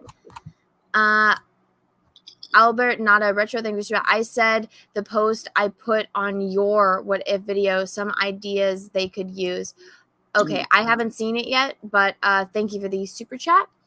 Now, Jessi, do you want to talk about the drama on Twitter or do you want to talk about ScarJo? Let's jump into ScarJo because I feel like cool. Twitter drama we always devolve down into a rabbit hole when we start on Twitter drama. Okay, so breakdown of it is that ScarJo did Black Widow and they released it simultaneously on Disney Plus while releasing it in theaters, and that apparently was a breach of contract for her, and so she decided to take them to court about it. Now, and then I guess Emma Stone and Emily Blunt might be getting involved with theirs. Now, in my opinion, I heard Gerard Butler was also. I did too, but I think they're really trying to play the Disney as like effing over women kind of thing. And people were like, well, why didn't The Rock do this? And we're like, The Rock probably had better lawyers writing out his contracts. Or maybe it was part of it. I don't know. But in my opinion, if you sign a legal contract with another participant and that other participant does something that violates the contract, you have every right to take them to court. I don't care how, if people are like, well, I don't care because they are millionaires. It's like, that's not the point. It doesn't matter. If they're doing it to Scarlett Johansson, who's like an A-list actress, they're going to take advantage of her. Imagine what's going to happen to somebody that's just starting out. Exactly. So that was I exactly. think it's good that she's doing it. Exactly. That's actually exactly my take. It's not about, oh, that I care about the money Scarlett Johansson might have lost out on, because it's the principle of it. And Exactly. It's the principle of the thing. exactly, the principle of the matter is that if you enter into a contract with somebody, it is incredibly brazen of Disney to think that they could get away with dropping a movie of that magnitude without an exclusive box office release, without renegotiating that with their actors. Like, it is common sense that they should have to go to their actors and renegotiate and offer some sort of bonus to release the double on streaming to make up for what you're going to lose in the box office take. It is unconscionable. Actors at this level, of course, expect an enormous box office percentage. And for their perspective, COVID be damned. And that's the case for so many people. I mean, that's how a lot of people have wanted to treat the pandemic, which is, you know what? The pandemic didn't stop my life. It didn't stop this from happening. It doesn't stop, the gears from turning. We had a contract before the pandemic. The fuck, there's no clause about a virus in here. So if shit changes, you got to renegotiate. That's that. You didn't put a fucking disaster clause in it. Too bad. You didn't predict the virus. That's not my fucking problem. I'm a person who's here to make a living, same as you. And to your point, the bigger issue is that if they're trying to do this to one of the biggest stars and most well-paid stars in the industry, then they are certainly dicking over everybody at every fucking level. And that's, so doing this is also, it's the first time in a long time we've had somebody stand up to the studios. The last time we had anything like this, you had a fairly quiet exodus of certain actors, people like Reese Witherspoon going off to start her own production company because they were quietly at odds with, their creative direction, feeling like it was getting squelched by the studios and wanting to go their own way. And she had to fight an uphill battle to get taken seriously, to get her studio off the ground, because everyone else wanted her badly to fail. It was a poor reflection of them if she succeeded. And that was the last time I can think of that you had powerful figureheads, specifically female actresses, making that kind of stand. And again, it was very quiet. This is much louder. This is much bolder. This is much more in your face. And it is basically saying, hey, just because we're actors, just because you look at us and think of us as the pawns, as the little pieces, as the commodities in this production that you're creating, we are people, we have rights, you need to respect them. And I know that the popular opinion out there in the world is that fuck actors, blah, blah, blah. But hey, you guys love movies. You go to see them. Actors need to get paid and need to get treated like regular people. Need to have the same, essentially, actors need to have the same. If you don't want Kristen Stewart and with Jennifer Lawrence in every movie, and Exactly. you want like good, talented people, it has to be worth it, because I feel like to be able to, become an actor, that is one of the most difficult industries and jobs to take on in the world. And I'm sorry, but not everyone is Daniel Day-Lewis, Yeah. And it's just like, who just lives on a fucking farm and then comes out every, year or two to do a movie. And it's like every single time it's like, fuck, just hand the dude the Oscar at this point. Just mail it to him in advance, But it's, if they're going to do this to somebody like her, what's going to happen to somebody just started out? What about the next Daniel Day-Lewis out there that's just, a young kid starting out and they get screwed over and they get used and abused by Disney? It's like, it's almost as if Hollywood really knows how to take advantage of people that work in it. Harvey Weinstein. So if they don't do this, what we know, Disney is going to take every single advantage that they can. So if there's not some kind of line drawn, they're just going to go and push it to the very limit. If I was in her position, fuck yeah. If I had lawyers that said this is a case you can win, like this, they obviously broke the contract, then fucking go for it. If Disney is breaking their contract, they have the obligation, to uphold their contract, because they entered into a legal binding contract with ScarJo. Doesn't matter if you like her. Doesn't matter if you hate her. I've been accused of being a ScarJo fangirl. It's like, I don't watch her movies. The movie that I think I've seen the most of her in was The Prestige. And then I see her in Marvel movies. I like The Island too. That's the only Michael Bay movie I went to go see. And I didn't go watch it for her. I like Ewan McGregor. right? I'm not by any definition a ScarJo fan. Aside from those movies, I don't think I could even name you another movie that ScarJo was in off the top of my head. But because I defended her with the bad publicity that was going around for Black Widow, which again, all of these interviews have her saying the most vile shit, and then you watch the actual, like the video interviews, not once does she bring up anything feminist, not once does she bring up the whole, oh, fuck men, women, da-da-da. She always gets at, they make it up, they bring it up, they ask her a very direct question, and she does a great job of sidestepping it and turning it around and not making this feminist bullshit. So I don't believe for a second all that shit that I was reading and everyone was making those videos saying F ScarJo. It's like, you actually watch the videos, she is literally getting trapped. They are baiting her to say things. Mm-hmm. And in an article, they're 100% taking her out of context, you know? Yeah. And okay, you go watch, there's some where she does snap back at the people interviewing her, and you can see she's a human. She's an actress. I'm sorry to break people's bubbles.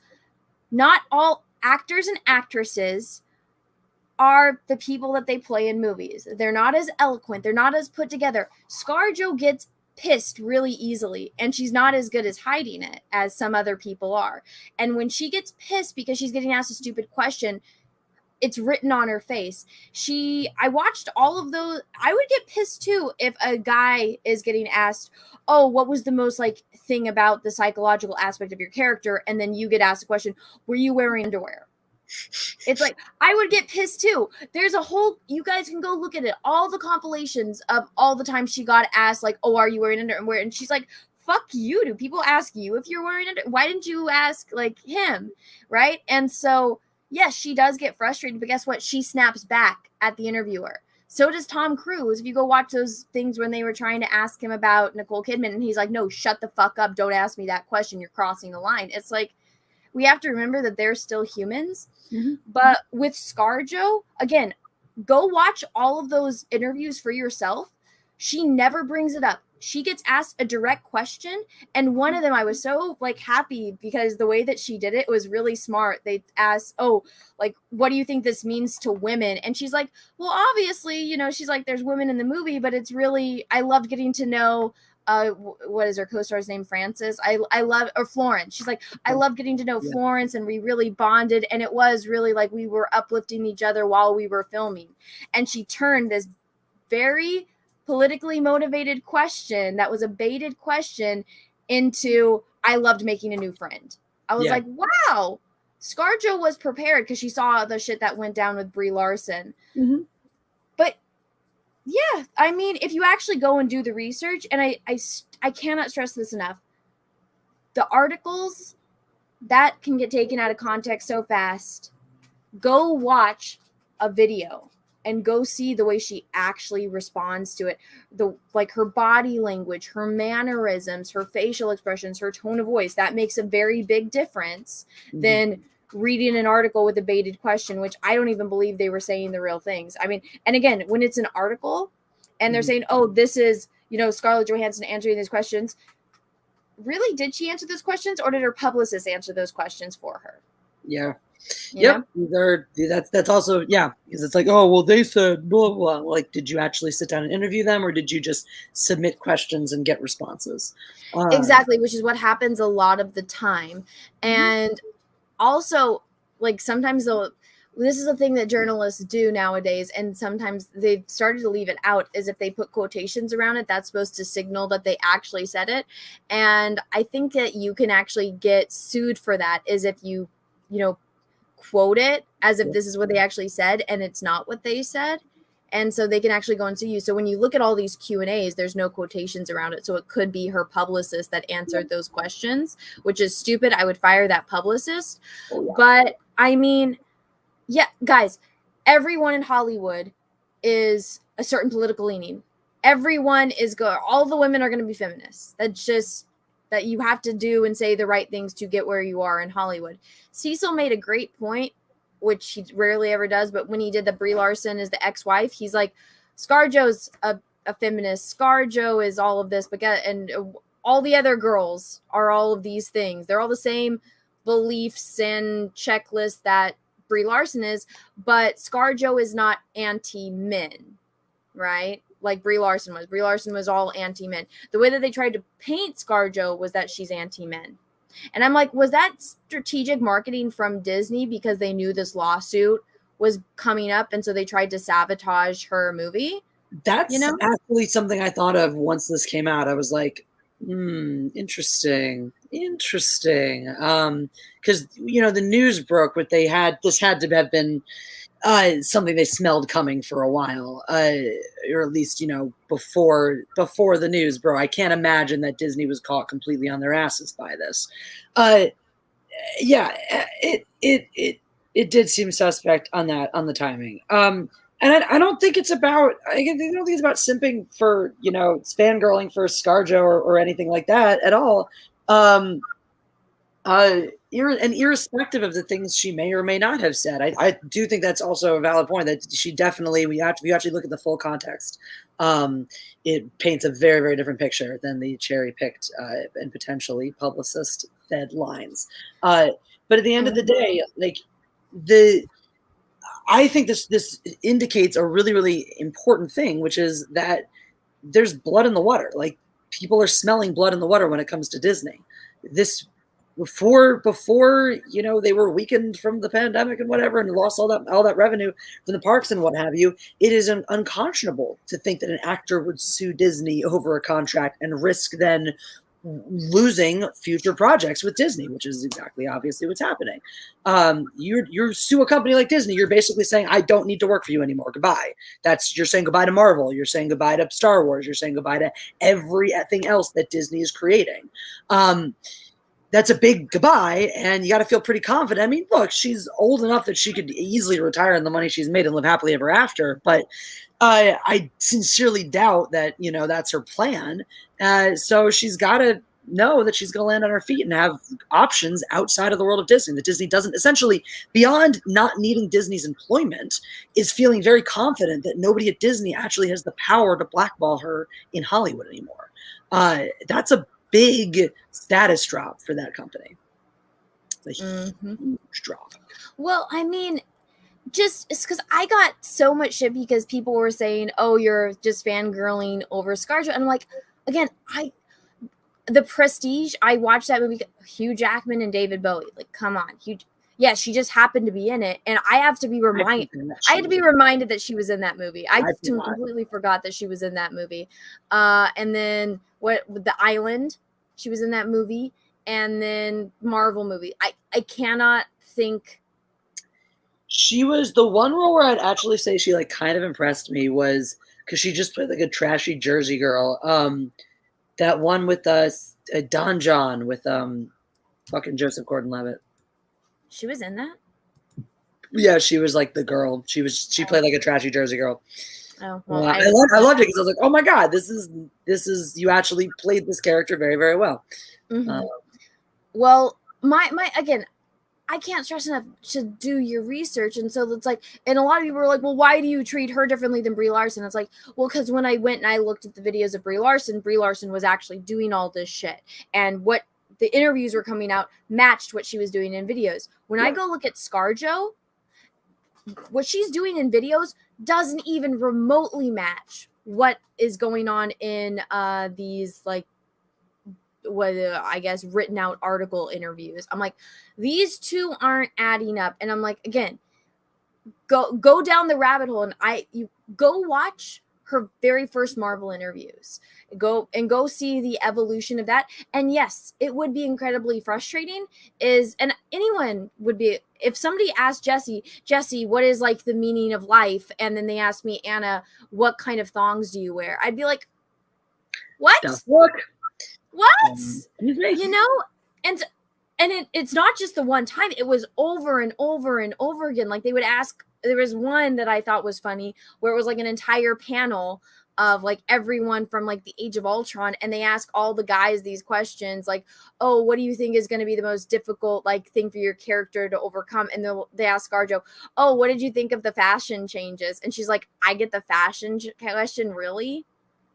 It's like she has every right to get frustrated if she's getting asked a stupid question. And so when all of this was happening, and it wasn't just like the weirdos that were saying shit. It was like people that I know were saying this about me. And it's like, oh, Anna, you're just simping for her. Look at these articles. And I'm like, yeah, but look at this video. And I actually, it was like, this doesn't really happen very often, but it's like when people that follow me question me. But here's my, if you're in my audience, you are my priority. And so if people in my audience have questions, I do respond to them. And so it's a couple people were like, Anna, but what about this interview? And they posted me a link. And I said, yeah, I watched that interview. Where in that interview does she say this? She's asked a direct question. They're trying to trap her with this question. And look how she sideswipes it. And it is very hard to get asked a direct question. Heck, you guys all know, sometimes you guys send super chats of direct questions, and you can see that the host or hostess or any of the people on the show have to address something that they would have never spoken about on stream if it wasn't sent in a direct super chat. If you guys know what I'm talking about, you know what I'm talking about. So imagine being this A-list celebrity that has all eyes on her, and she gets asked which she knows is a trap because she's smart enough to understand it, and she was smart enough to sidestep it, and then the articles aren't matching. I don't think that makes me a simp for seeing it what it is and using my brain. And then when all of this stuff came out, Jessi, then a bunch of people were like, oh, all of you guys now are on ScarJo's side. And I actually was very flattered. So thank you guys in the audience that defended me. They're like, Anna's had her back from the beginning, so I don't know what you're saying. So I appreciate that. I really do.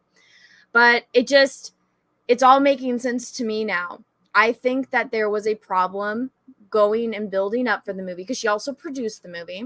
Mm-hmm. And so for whatever reason, they waited 10 years to put this out, for whatever reason. And they postponed it. They released it on Disney Plus simultaneously in theaters. I would be absolutely livid if I was her, because it's like she waited 10 years.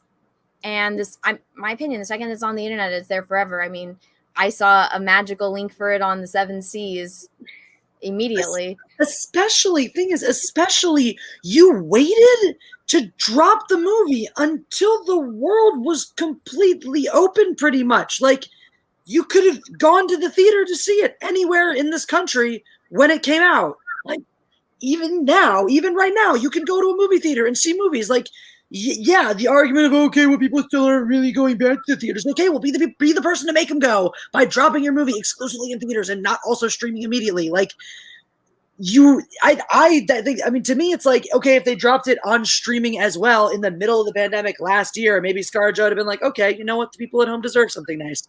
But like, to wait until you could do an exclusive theatrical release and then not, that to me is like, okay.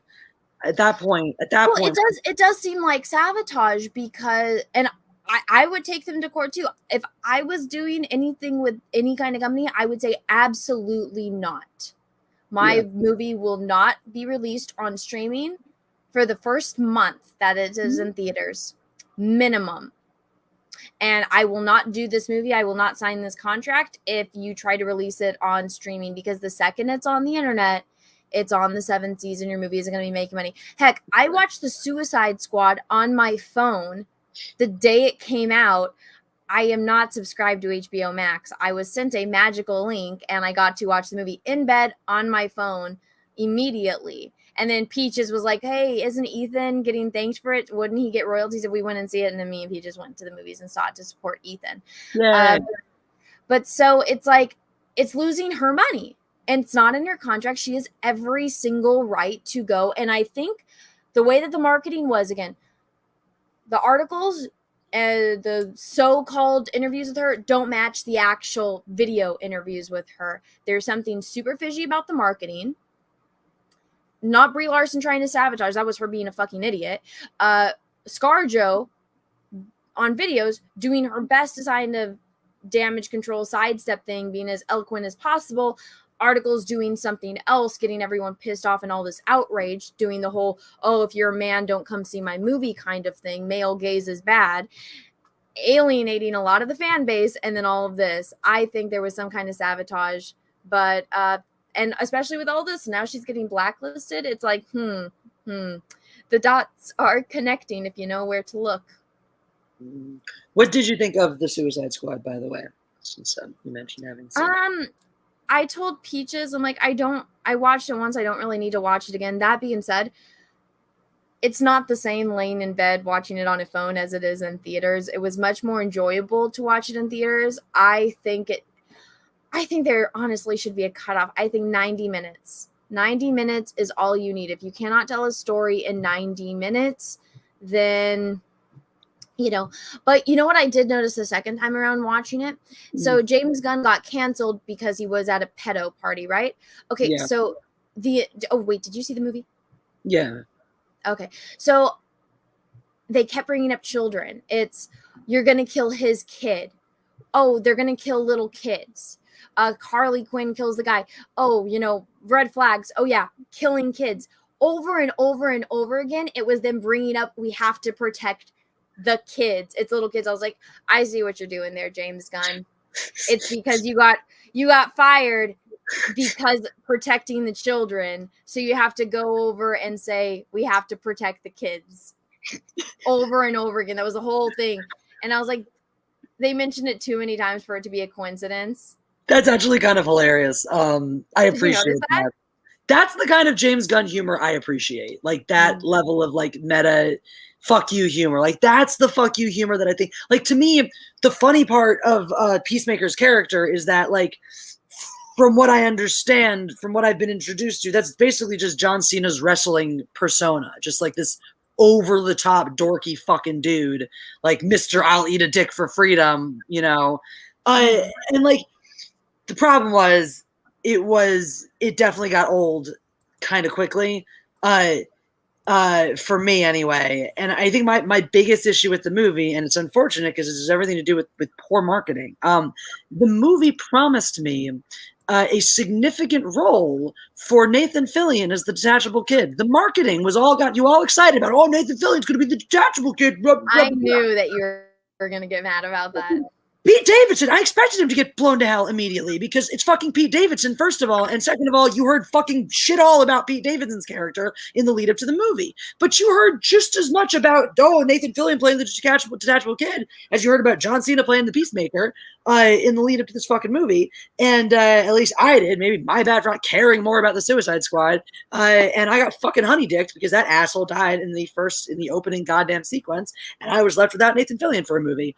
And it's fine. Like the whole like little bait and switch of the first team, second team was fine. That was cute. That worked. Except that no fucking Nathan Fillion for the rest of the fucking movie. And I'm sorry, it's a personal problem, but I just couldn't get past that. I really have to pee. Do you want to rant about that a little bit more? Yes, I do. Thank you very much. Because on top of that, so it took me out of the movie, right? Because it made me very analytical from the, like, why would you do this? Why would you offer me Nathan Fillion and then take him away from me so callously, so cruelly, so terribly?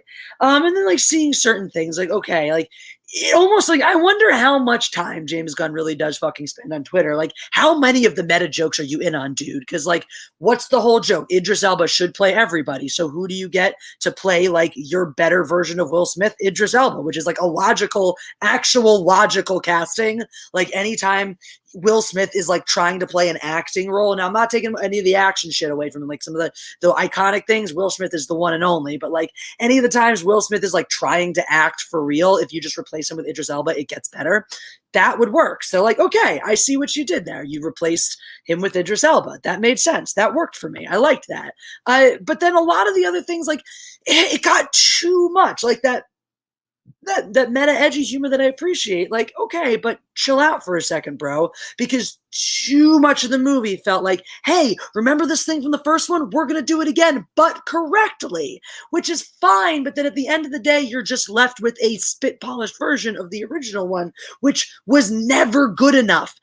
So no matter how much you shine it up, no matter how much you polish a turd, it's still a turd, basically. So I'm not saying that the Suicide Squad is a turd per se, because I actually do think it was polished enough that it doesn't really smell anymore. That it's quite a fun time if you can get past the lack of Nathan Fillion. So spoilers, there's no fucking Nathan Fillion in this fucking movie. But if you can get past that, which it took me a lot, which I obviously couldn't do. I'm back. It's welcome back. It has more probably heart and charm to it than like Black Widow does. But it's still like it's like I think it's like maybe as good as you can make a Suicide Squad movie, perhaps running with this type of aesthetic and concept. But to me, that still kind of falls short of the mark of what I would want. Yeah. I don't know why Pete Davidson is famous. I don't know why people keep trying to make him famous. I think he needs fucking love Pete Davidson. Oh my god. I hate him. I hate him with a burning passion. And I think I was actually overwhelmed with the amount of joy I felt when I saw that his face got blown off, and I knew he wasn't going to be in the rest of the movie. I do enjoy watching his face get blown off. Because that's part of that's part of Pete Davidson. Is watching Pete Davidson suffer is part of that's why Pete Davidson. You want to know why? Why does Pete Davidson exist? So we can watch him suffer. That's why. I'd rather him just not exist. I enjoy his suffering. I don't know why he's a thing. Yeah, Suicide Squad. It was like I wouldn't have watched it if Yellow Flash didn't say, "Hey, we're going to be talking about this on the show. You need to watch it." And then Pete just saying, "Let's go to the movies." I would have never watched it. I've only seen bits and pieces of the first one, and it's because I heard it was really bad, and I was like, "Well, let me see how bad these Joker scenes are." And then I watched them, and I was like, "Yeah, that wasn't really good." You know? I have to say, though, if you only watched the Joker scenes, you did watch the absolute worst parts of it, because I did finally sit down to watch Suicide Squad prior to watching The Suicide Squad, and it hurt. It hurt. That's probably why I enjoyed The Suicide Squad as much as I did, because it definitely sucks less than its predecessor.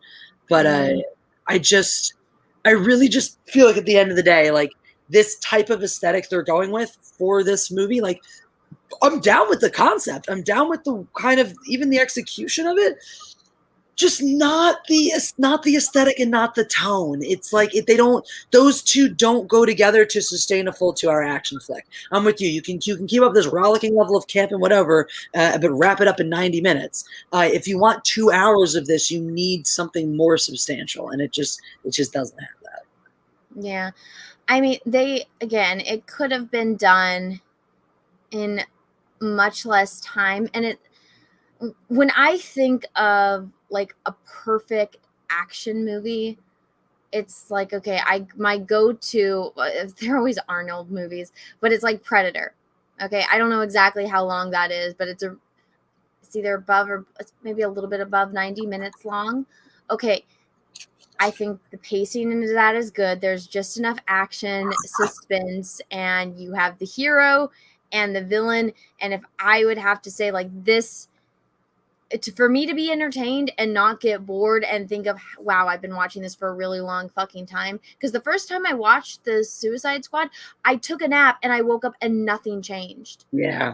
Like, I was like, I didn't miss a single thing. And I took a nap.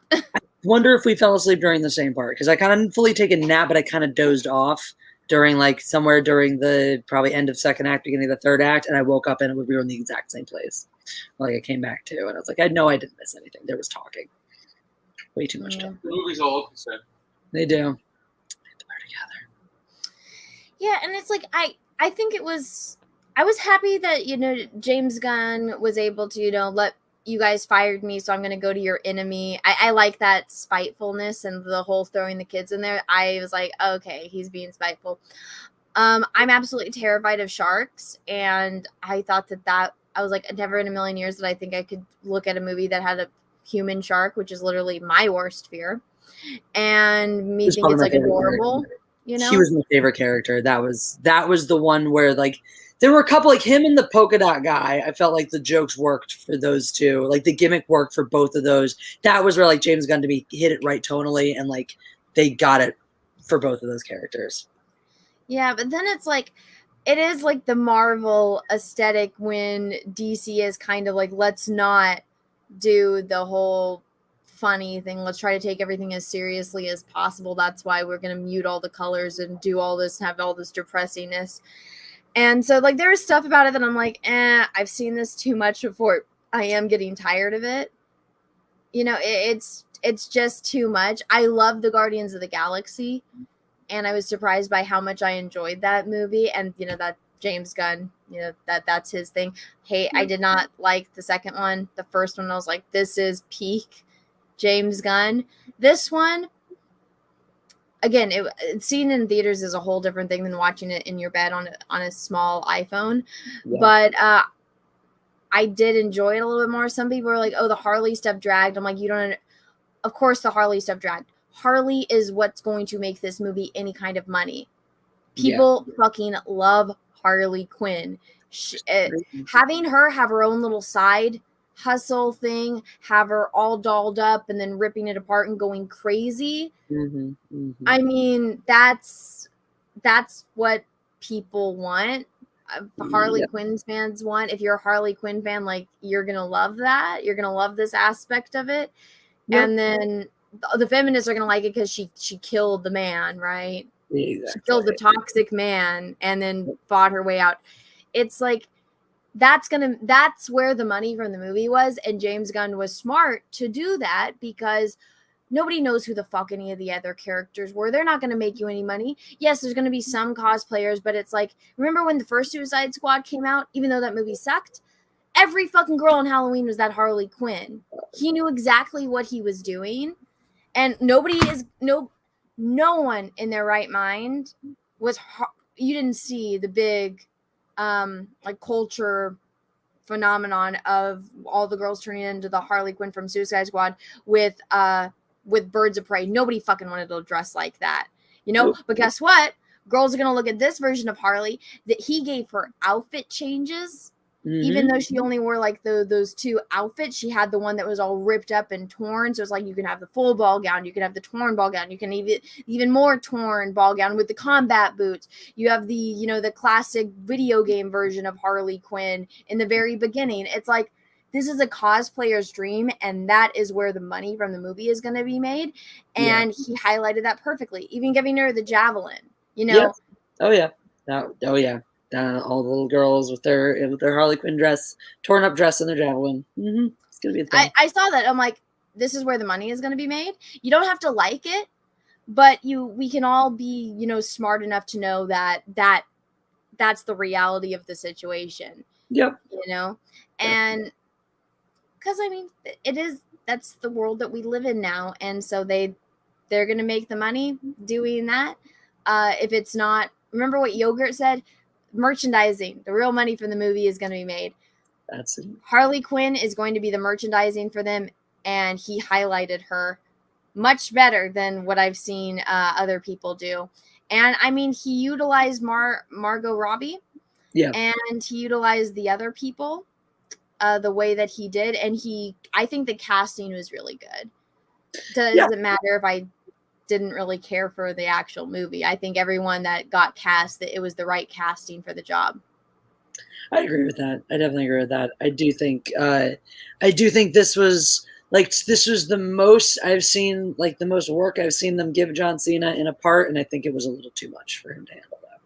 That was the one. Like, I think visually, all that stuff, I think he worked for the character. That was one though, where it was just like the same jokes over and over. And at a point, it just, like, he stopped. Like, I just started rolling my eyes every time he talked because they're like, before. Well, that's why I think it should have been an hour shorter. Like, true, there's so much of that movie you could have cut out. I do think that was. Just like, again, visually and for the role and all that casting. Yeah, maybe that's the intelligence of the director and the writer. Okay, this has to be a joke. You cannot say that with a straight face and still. Yeah, no. Zack Snyder is absolutely terrible. I know all you Snyder fans are going to lose your mind. His movies are not good. The Justice League, the Snyder Cut, Justice League is not a finished product. It is a piece of trash. The only thing that Zack Snyder is good at is casting very attractive men and utilizing their attractiveness. And infantilizing women. It's one of his favorite pastimes. We should all cancel him. He's obviously a pedophile. But yeah, if I had to choose between Zack Snyder and James Gunn, it's not even a choice. Yeah. I was like, that's not even fair. Yeah. I'm gonna pick. It's James like, Stewart. here's black licorice, here's chocolate. Which one do you want? Yeah. I'm gonna assume 90% of the population, unless you're allergic to chocolate, you're gonna pick chocolate over black licorice. Probably, most likely. Mm. And the thing is, I enjoyed a couple of Snyder properties. I like the 300 quite a bit. I actually enjoy Sucker Punch a decent amount. The thing with Zack Snyder is it's like he doesn't do original ideas. He takes somebody else's story and he makes an adaptation of it, and it's not even a good adaptation. Like 300 made money because there's sexy men in it. I do like the 300. I will defend that movie. I do think it is a legitimately good film. That's actually sticks. Oh my god, this is perfect, cool man. If I had to choose between Zack Snyder and a dead squirrel to direct a movie, the squirrel wins every time. Yeah, exactly. I think the dead squirrel will make fewer mistakes, and it's pretty solid. Yes. And Richard, from what I've gathered of him, he seems very ditzy. Just from watching him on streams and stuff. Just like, so I think that's where the mistakes are made. I think him and Christopher Nolan suffer from the same thing. They're concept guys and they have the big idea, but they haven't fine-tuned the little details, and that's where a lot of the mistakes come in. Yep. I agree. I think he has the potential to do good things. I think he needs a partner to reel him in and to stay grounded. Yeah, or like a producer with a stronger hand. Even like an editor that can say, we are cutting this, this, and this. Yeah. This is how it needs to go, and stuff Exactly. like that. Keep his movies a lot more tight. Exactly. And then somebody to tell him, hey, maybe this stupid Martha scene is not the best way to handle this tense moment. But well, it was, if you go back and watch older movies, I love the confluence of plot points at every turn in the acts, right? If you watch well-made movies from before about the past 20 or so years, okay, Lucifer, thank you. You don't. I might beat him at chess, but I don't think I can beat him in a fight. Not hand to hand. If you dial back like pre-Nolan era, before kind of honestly, you got to really hang a lot on James Cameron's Avatar for ushering in the age of special effects as a thing to hang your movie on, right? Because that movie breaks down very easily when you pick it apart. It's not very complex. It's not very original. It's not very deeply thought out. You dial it back a little further though, and movies, like, every bit has meaning. Every one single plot point that happens at minute 10 in a film has reverberations and ramifications at minute 30 and minute 60 and minute 90 as well. It affects this character on their entire journey in one way, and a different character on their trajectory in an entirely different way. But from one unit, from one moment in time, that takes 5 minutes of a scene to show you, and all of the ramifications that set off the events, the entire rest of the movie come forth from that, and then I'll come back around and cycle and wrap up in the same 5-minute scene that mirrors it way at the end of the film. That's how movies used to be made. It used to, like, the connective tissue of the visual references, the story, the beats of the story, that used to matter. It used to be so fun to watch that come together or unfold. And now it's like, it's so hollow because it's like, all right, now we got to stop and take 10 minutes to explain this bullshit so that, so that when we tell you you're supposed to care about it 40 minutes from now, you remember this 10-minute fucking scene. But wait, because there's a 10-minute scene coming right after that for the shit you have to care about 50 minutes into the movie. And oh my god, you just described, what was the latest Christopher Nolan movie? Tenet. Oh, that right. was exactly what happened. It's like, here's this scene. We're going to explain something to you, and our explanation is don't try to understand it. It won't make sense. I was like, Tenet was one of the worst movies I have ever seen. That movie was so fucking boring, and none of it makes sense. Again, it's a concept idea, and it's like, this is fucking stupid. It's really also very predictable. It's like, you didn't know in the beginning that it was him. Like this whole, it just, oh my god, this movie, that was such a terrible movie. I enjoyed going through the events of it. I didn't find it boring, but I definitely found it predictable and not nearly. Jesse, I watched it on an airplane. I had 5 hours, and I was like, I wish I could get that 2.5 hours I spent watching that just back, so I can just sit here on the plane, not watching anything, not doing I guess anything. it is a problem when Robert Pattinson's the most enjoyable part of your movie. That is a very big problem. And he was not the most enjoyable part of the movie for me. I found him actually be. And that was the funny thing is I had that moment of watching this movie and going, I actually find his character to be relatively palatable. I think he's actually hitting the cleverness he's going for, and he's almost approximating something close to charm. But dear God, I do not want this man to play Batman ever. You know what I was thinking the whole time? I was like, this movie would be so much because what John David is Denzel's son, and the whole time I almost blanked on Denzel's name. The whole time I was thinking, this movie would be so much better if this was your dad playing it, this character.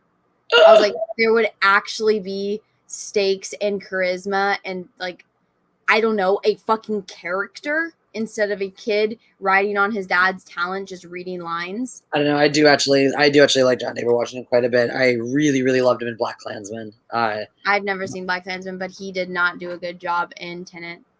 I thought he was fine in Tenet. I just didn't think the movie was anything to write home about whatsoever. I like forget that I've seen it until people start talking about it. I'm like, all right, I did watch that movie, and I forgot about it. Everyone built it up before it came out like it was gonna fucking change everything and be the biggest movie event of the year. Didn't like Jeremy like pre-cream his pants over before it even came out? Like, and it's just but he's a what's his face? Yeah, he loves him.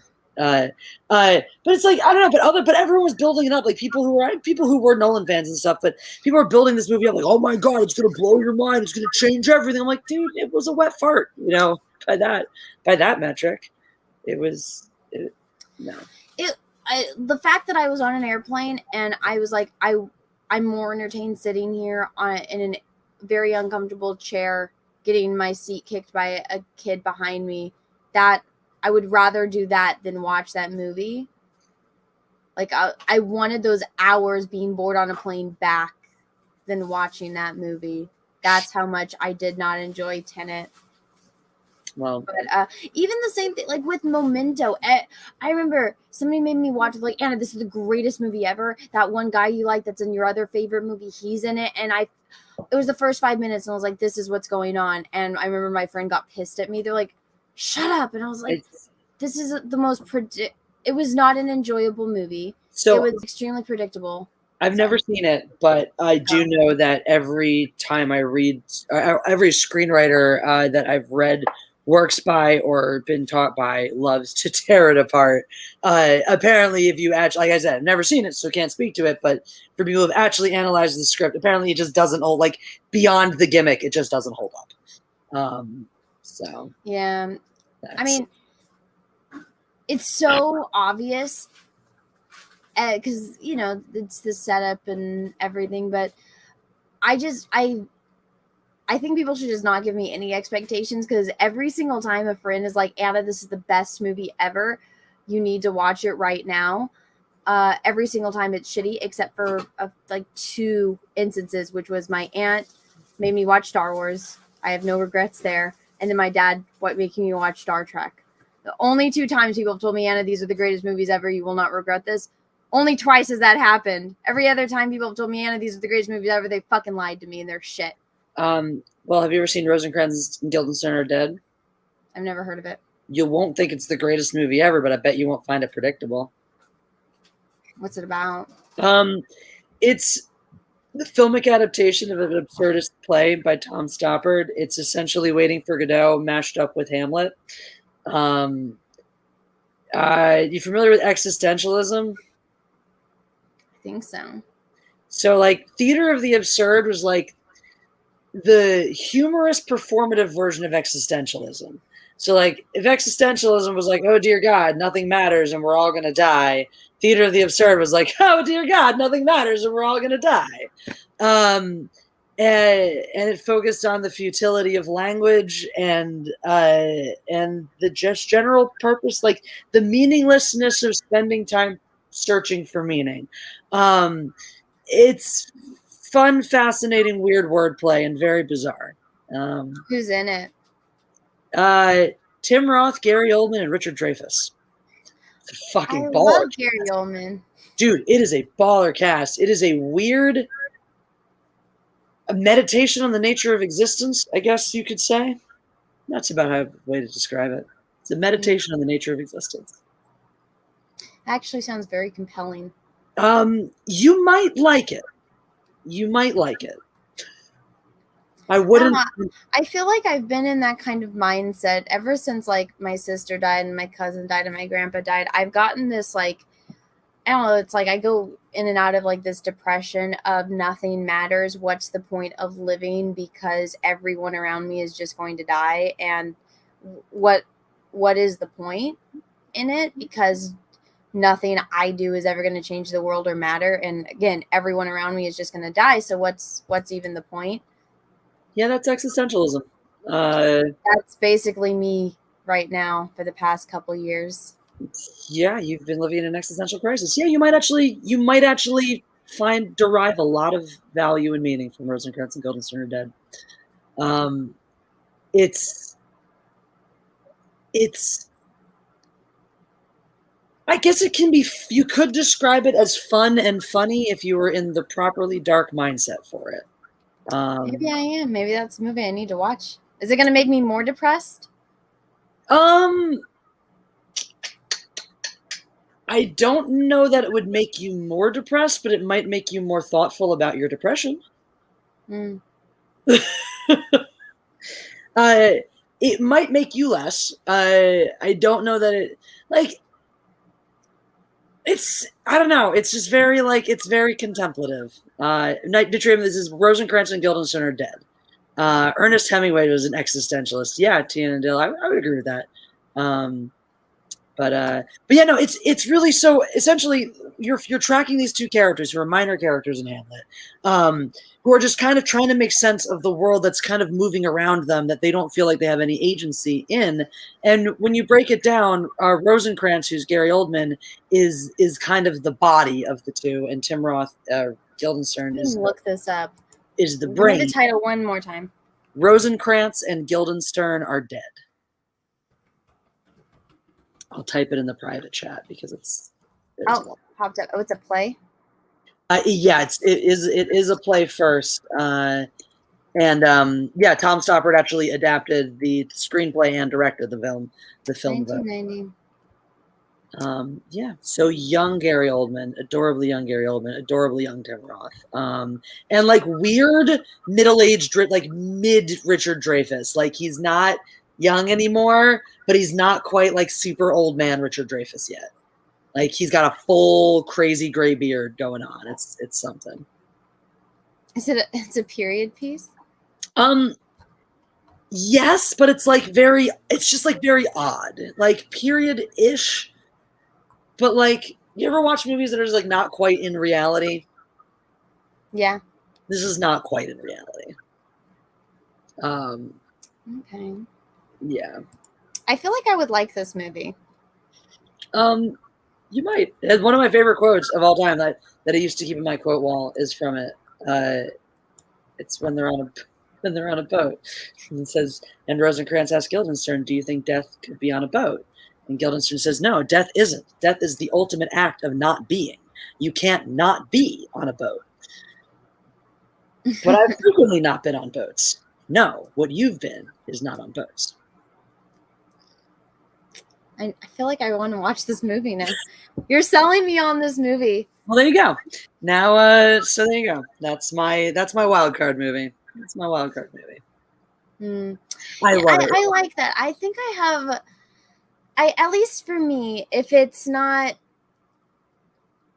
I don't know, if it's not well thought out, at least the conversations have to be good. Because Cecil always gives me shit for this because I hate gangster movies, but I absolutely love Reservoir Dogs. Dude, Reservoir Dogs is phenomenal. And it's like I like that you have like just that beginning scene where it's like you have all of these criminals, but they're having just a normal debate about tipping, and it's like this is a normal debate that you would have with your family or your friends, It's you know? it's so funny because we were actually having a discussion about mobster movies on my stream last night, and excuse me, discussing how Reservoir Dogs doesn't really fit the mold of a mob movie. Exactly. Because one of the reasons is it breaks some of the mold, it breaks some of the stereotypes. Like you usually have your it character, the one that you're gravitated towards, like your big head honcho guy, who's really supposed to be your Tim Roth character, but because Tarantino loves to play with your tropes and whatnot, he purposely turns it on its head, and so he makes the character you're supposed to gravitate towards be your like weeniest character, as opposed to then your biggest meathead character, who's Harvey Keitel, is like the one you can't stop looking at, and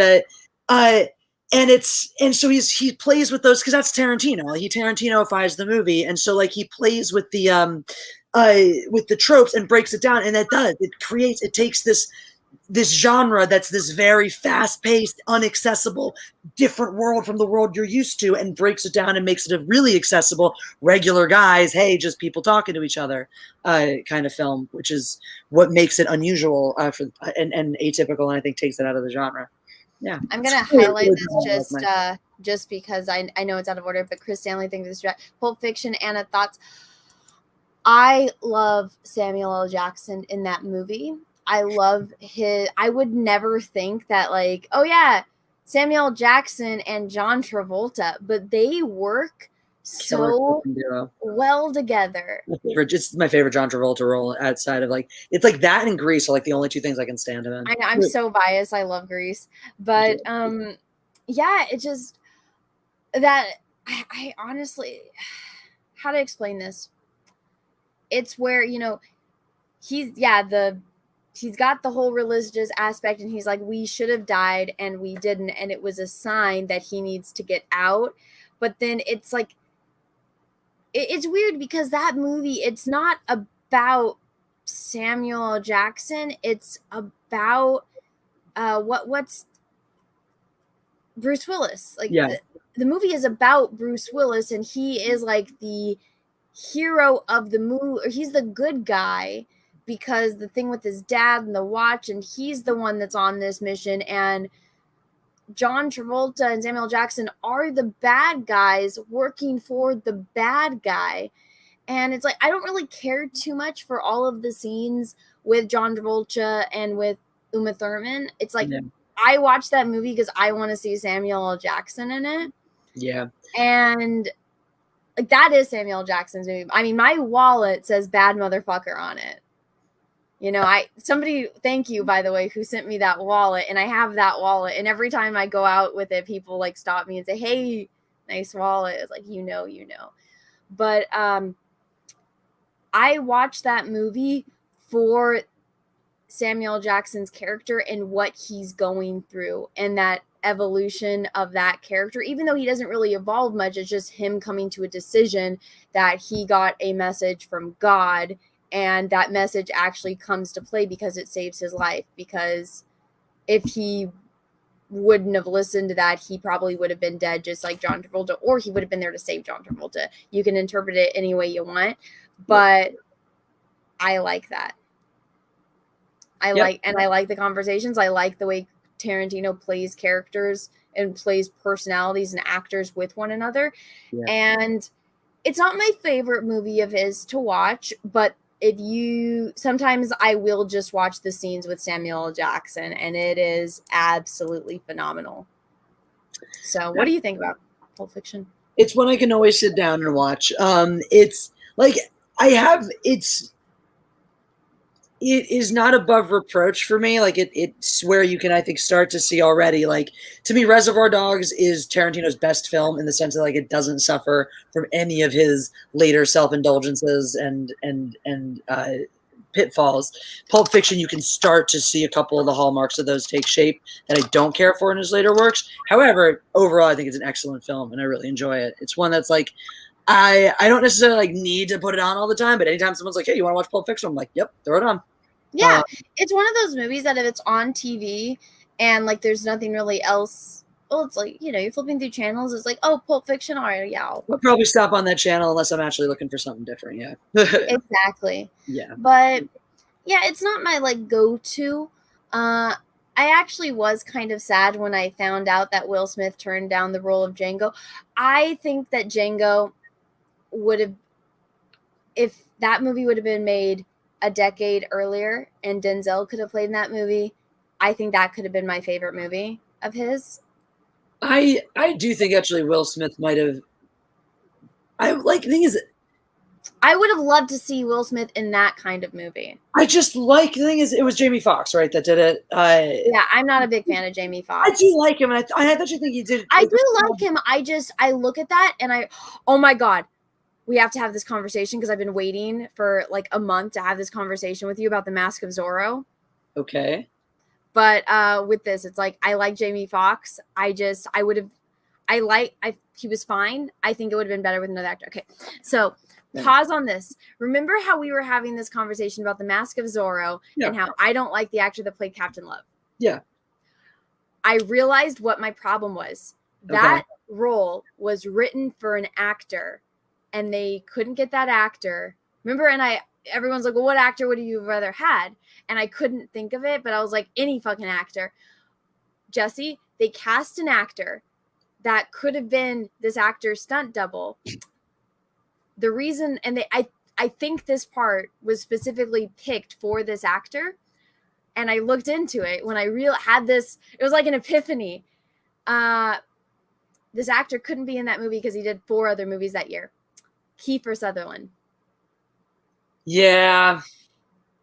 They're even trying to make him look like him. They got literally, that guy could have been his stunt double. If that was Kiefer Sutherland in that role as Captain Love with Antonio Banderas, those scenes would have worked perfectly. Now you can't unsee it, can you? You're right. You're honestly right, because I'm thinking about because he would have looked the same way he did as Athos in when he did the Disney 3 Musketeers, and that bitter, angry, grumpy Kiefer Sutherland. God, fuck. It was supposed to be Kiefer Sutherland, but he did 4 other movies that year, and so he couldn't. I bet I guarantee you he was originally cast in that role, and he couldn't work out, and they had to get the next guy, or just a guy that looked like him, that literally the same height, same build, could fit his costumes. I'll bet you're right. Now whenever I watch that movie, I'm just gonna mentally superimpose Kiefer Sutherland and his voice. That role is perfect. That would have been my perfect casting, and it would have worked, and I would have no problems with that movie anymore. Yeah, that would be great. You can't unsee it now, and I just ruined it for everyone in the chat watching. You're right. That's the one. Mm-hmm. Mm-hmm. Mm-hmm. Aren't you supposed to be in Vegas? Jessi's going tomorrow. I'm not going. Hitting the road tomorrow. So I'll see y'all out there if you're going up. To the Django point, I think Jamie Foxx is a much better actor than Will Smith too, because I don't think Will Smith is actually that terribly talented as a deep actor. But for the type of movie that Django was, I feel like that would have been an awesome Will Smith role. That would have, because then there were things about the movie that didn't work for me, like the fact that every separate song was its own little music video that was tonally separate from the rest of the film. But you throw an actor with the campy factor of Will Smith in there, and I think that pulls that all together, Well, also it's that innocence that I think Will Smith brings to it, and it's like a runaway slave that's just trying to get his wife back, and so you can take look at Carol is actually a really good example. If you guys watch The Walking Dead, she was this wife in a very abusive relationship, and she was this kind of doe-eyed, quiet, keeps to herself, does anything her husband says, and she turns into this hard ass, you either live or you die kind of thing. And yeah, I think it was a missed opportunity that Will Smith turned that down.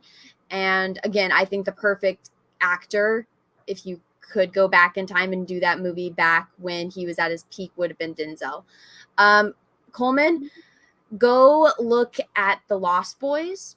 Kiefer Sutherland's young in that one. Also, I can't recommend this movie enough. Every time a weirdo is like, well, we'd never had a movie about, how white men are evil and black, the black people are getting abused by the white system. I cannot stress this movie enough. Go watch A Time to Kill.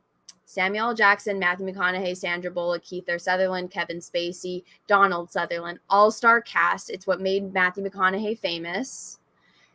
Kiefer Sutherland is a KKK member, and it's about Samuel L. Jackson's 8-year-old daughter gets brutally raped by 2 guys, and as a father, what would you do to 2 men that brutally raped your 8-year-old daughter? Your only daughter. I'm going to probably murder them to death. Yeah, and so he does a thing, and Matthew McConaughey is the young hotshot lawyer that's got to defend him against Kevin Spacey. And they're in the deep South, and during a time when racism is still rampant, and you have the father who was defending his child against the racists and the KKK that gets involved. It is a phenomenal movie. It's very difficult to watch some scenes because you do see bits and pieces of the rape scene in the very beginning. So just take that in mind. It's a great movie. It's called A Time to Kill. Again, all-star cast. Sandra Bullock, Matthew McConaughey, Kiefer Sutherland, Donald Sutherland, Kevin Spacey, Samuel L. Jackson. It's a great movie. Highly recommend watching it. It's a lot though. So just take in mind. But if you want to see Kiefer Sutherland young, that's about the age he would have been in The Mask of Zorro. Actually, a little bit older than that, but highly recommend it. Yeah, Time to Kill is a very brutal movie. It's also a very good movie, and again, that's what made Matthew McConaughey famous. Like, he even says it. He's like, he talks about going to the pier in Santa Monica, and he's like, yeah, there would be 100 people there, and 10 of them would recognize me, and he's like, and the rest wouldn't know who I was. After Time to Kill came out, he's like, it was in a matter of the weekend. He went there, 90 people would recognize him, and 10 people wouldn't know who he was. It was complete changed his entire career. But it's a very, very good movie. It's been on my list since you started mentioning it, and I'm excited. Have you not seen it? I have not. I still haven't seen it. Oh, I just ruined the movie for you. It's fine. You've explained the plot before a bunch, but I'm really excited to watch it. Like, it's. Oh, Jessi, it's so good. Again, I think it's almost 2 hours, but it goes by. It's very well paced. And then Ashley Judd is Matthew McConaughey's wife. So again, all-star cast, all of them at their peak. Yeah. Or like in their prime, except for the couple guys that are a little bit older, but it's a good movie. It's a really good movie. Nice. Yeah. But yeah, so that is every time an SJW complains that there's never been a movie like that, I was like, did you not watch A Time to Kill? Like, everything you're complaining about has been done in that movie. Yeah. Oh, you'll love the ending. The ending is what makes Matthew McConaughey's entire career, is his performance in the last scene. Wow, So, I love it's one of those movies that it gives you goosebumps, and you go through like every range of emotions. I'm excited. I'm going to put this on sooner rather than later because I'm excited. I will watch the Rosencrantz and Guildenstern are dead, and you will watch A Time to Kill. Yeah, sounds good. What was I say? I have been doing mob. I know you hate mob stuff and all that, but I've been doing Peaky Blinders for research. I love Peaky Blinders. All right, there you go. She hates the mob, but she loves Peaky Blinders. So it makes absolutely no sense. Here's my thing. So in The Godfather, you have a good man that wanted to be away from all the bad stuff, and he falls into the bad stuff and he takes over. I don't have any respect for him because of that. And I don't like that. Okay. You have Peaky Blinders, which they're in a shitty place, shitty time. That's the only way for them to survive. I can't judge a person for just trying to survive and to try to take care of their families.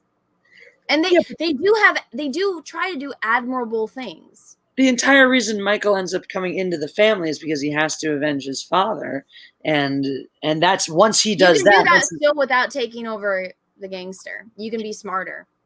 Well, once he made the choice to avenge his father, it's justified in the movie why it has to be him, why he's the one who has to do it, why that's the only way it has to be done, and why it's important. And then he goes away, and then they kill his wife, so he's sucked back in. That's the whole plot. Yeah, but to quote Captain Kirk, I don't it. believe in no-win scenarios. There is always a way, and Michael wasn't smart enough. But to I think figure that's sort of the point of Michael's character, though, is that like he was always meant for this life. Is like, yeah, you could have, but like he's so goddamn good at it. Like until he's not, but you know, he's so fucking good at it. And I just don't enjoy it. I don't. It's not a journey I enjoy watching. But I hear what you're saying about the differences. And I really just really enjoy Cillian Murphy's character. This is like a whole step above. Oh, I know. Like whatever. This was written for him. What season are you on? I'm only in the second one. Oh, me too. Yay! And so now we're just getting into Tom Hardy. What just happened for you? Fuck. We just only watched the second or third episode. So have you gone to the horse races yet? Mm-mm. Okay, I'm a little bit ahead of you. It's so good though, right? Yes, I think I just got to where. Wait, was that the race? No, that was the auction. I got to the auction. The horse auction. Yeah, the auction was the last episode I watched. Yeah. Okay, actually, I think that was the last episode I watched too. So we're at the same part. Yeah, dude. Oh my god, Tom Hardy. He's fucking insane. The second he walked, like they introduced his character and he's walking down the aisle and like doesn't even say anything. You don't see his face. I'm like, that's like before they even show him, I'm like, that's Tom Hardy. Just from the way he like grunted at somebody, like the charisma in his fucking grunt. I'm like, that's Tom fucking Hardy right there. Mm-hmm. That guy, like he's just so compelling. He's so compelling, like so believable. No, it's not Charlize Theron. It's Ashley Judd. Charlize Theron and her look really similar when they're young. Charlize Theron was in Devil's Advocate at the same time, so she was filming that movie. Which that movie's fucking weird. Have you seen that one? Devil's Advocate? No. Still no. It's with Keanu Reeves, Charlize Theron, Al Pacino. Yeah, I've seen like scenes from. I've seen like parts of it on TV before. I've always meant to watch it. It's you like incest? No, not usually. Not usually my thing. Well, it's literally the Devil's Advocate. I mean, Al Pacino is literally the devil in the movie. I think I did know that, which is why I wanted to see it. I'm like, that seems fun. But well, what's a worse abomination than a brother and sister spawning children? They did it way before Game of Thrones. It's pretty fucking gross. There's also a ginger, which is evil, which goes to the point of gingers not having souls. Well, there you go. Great. I guess I will maybe watch this movie one day. Yeah. I got another survey from Ancestry.com asking me questions about if I'm a ginger or not, and I was like, "Fuck, the ginger gene is strong in my family. We don't have souls." Clearly. I know. My when we went to go visit my aunt, I told Bella, I was like, "This is my aunt that showed me Star Wars," and she was a kindergarten teacher, so she's like, she taught Bella how to drive her golf cart. Oh, and so Bella she was having so much fun because at first she's like, I don't want to leave my cousins. Like, we're going to my Aunt Susie's house. This is my aunt that showed me Star Wars. She lives on a vineyard. It's going to be fun. She's got like a river behind her with like kayaks and stuff. She's got dogs. She has food. Like, I was like, if I have a fun aunt, this is the fun aunt's house. And so Bella got to drive the thing. Why? Oh, but she's a ginger. And so she's like, your mommy has blonde hair and your aunt has red hair. And I was like, and they're both very short. So I was like, yes. The ginger gene is strong in my family. There you go. Produce ginger babies. That's what Ancestry is telling me. And I'm just like, You'll have to kill them. Just throw them off a cliff like they did in the 300. Well, if they have no souls, then they can't get like, I don't know. I guess there might be some benefit to not having a soul. That said, though, is it a crime to destroy them if they don't have souls?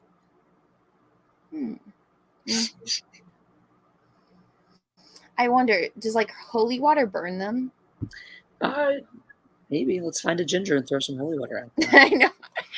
It's like, what does this cross do to you? Does it burn you? Are you like a vampire? Does this injure you? Yeah, I wonder what repels ginger. Sun. I know. I mean, I do know that. This is what you get. This is what you get. It is. It's a sign. Fucking curse of the gingers. Let's stop talking about it. Let's stop hating on the gingers now. You're incurring their wrath. I seize it. I seen it with my own 2 eyes. Did you see the helmet fall? Yeah. Yeah, I was there. I watched it happen. Yeah, that just happened. That's terrifying. I don't know if you noticed, I moved my entire setup. So yeah, I moved. My computer desk was over there, and this is where my art station used to be. And so I moved all of my computers over here, and I got this standing table for when I do art streams. The only problem is it's like too thin. It's like it needs to be a little bit wider, and I'm like, I really don't want to take this back to IKEA, but I might have to. But everything's moved, so I'm like, different angle. It's been a while. I actually like having my action figures right here, so I can grab them and do scenes. This is Chancellor Valorum, and this is Mon Mothma. It's important. This is a nice power couple right there. Also, this is George Lucas. What the fuck? Yeah, George Lucas has an action figure. I love it. Yeah. I'm about that life. This is a baby Jesus that I stole and I made into baby Leia, and this is baby Leia's mom. That's hilarious. I love that. That's amazing. This is Talon Card, one of my favorite characters from the expanded universe. This is a very expensive action figure that I actually bought. I spent more money on action figures than I do on like things I need. These are Oreos that have Pop Rocks inside. I'm trying to think. Did you know that these exist? No, but I want to try them now. They have Pop Rocks inside. They're delicious. Jeff has eaten most of them. Yeah, they're really good. Oh, dude. They just taste like regular Oreos, but they just crackle. They're wonderful. Yep. Interesting. Well, so we've gotten through most of the topics. We are at 2 hours and 17 minutes. I don't know if you want to keep going, because I still have that like little bit of Twitter drama to talk about, but we don't have. I am totally down to hit the Twitter drama if you want. Okay, let me get all of my links together. I did a video on it today. I don't know how it's doing. Actually, let me check and see how it's doing. Just in case if you guys are wondering, if I don't come out with videos for a week or a few days, just to let you guys know, it's because I get depressed and I don't want to get out of bed for the reason I said earlier, which is I get this very morbid sense of what is the point of living, because everyone I know is going to die and there's really no point in doing anything because the world's going to shit. So if I don't come out with videos for like a week or like 5 days, that's why. But weirdos on Twitter get mad about stupid things. I'm over here thinking like, what's the point of oxygen? And they're just like, that Star Wars girl said something on Twitter. She's the embodiment of all evil. Like, you guys don't know what problems are. Actually, why don't I just share my Twitter feed while I go through this? You guys can see the all right. So this is, we're gonna have to scroll for a while to get to the original post.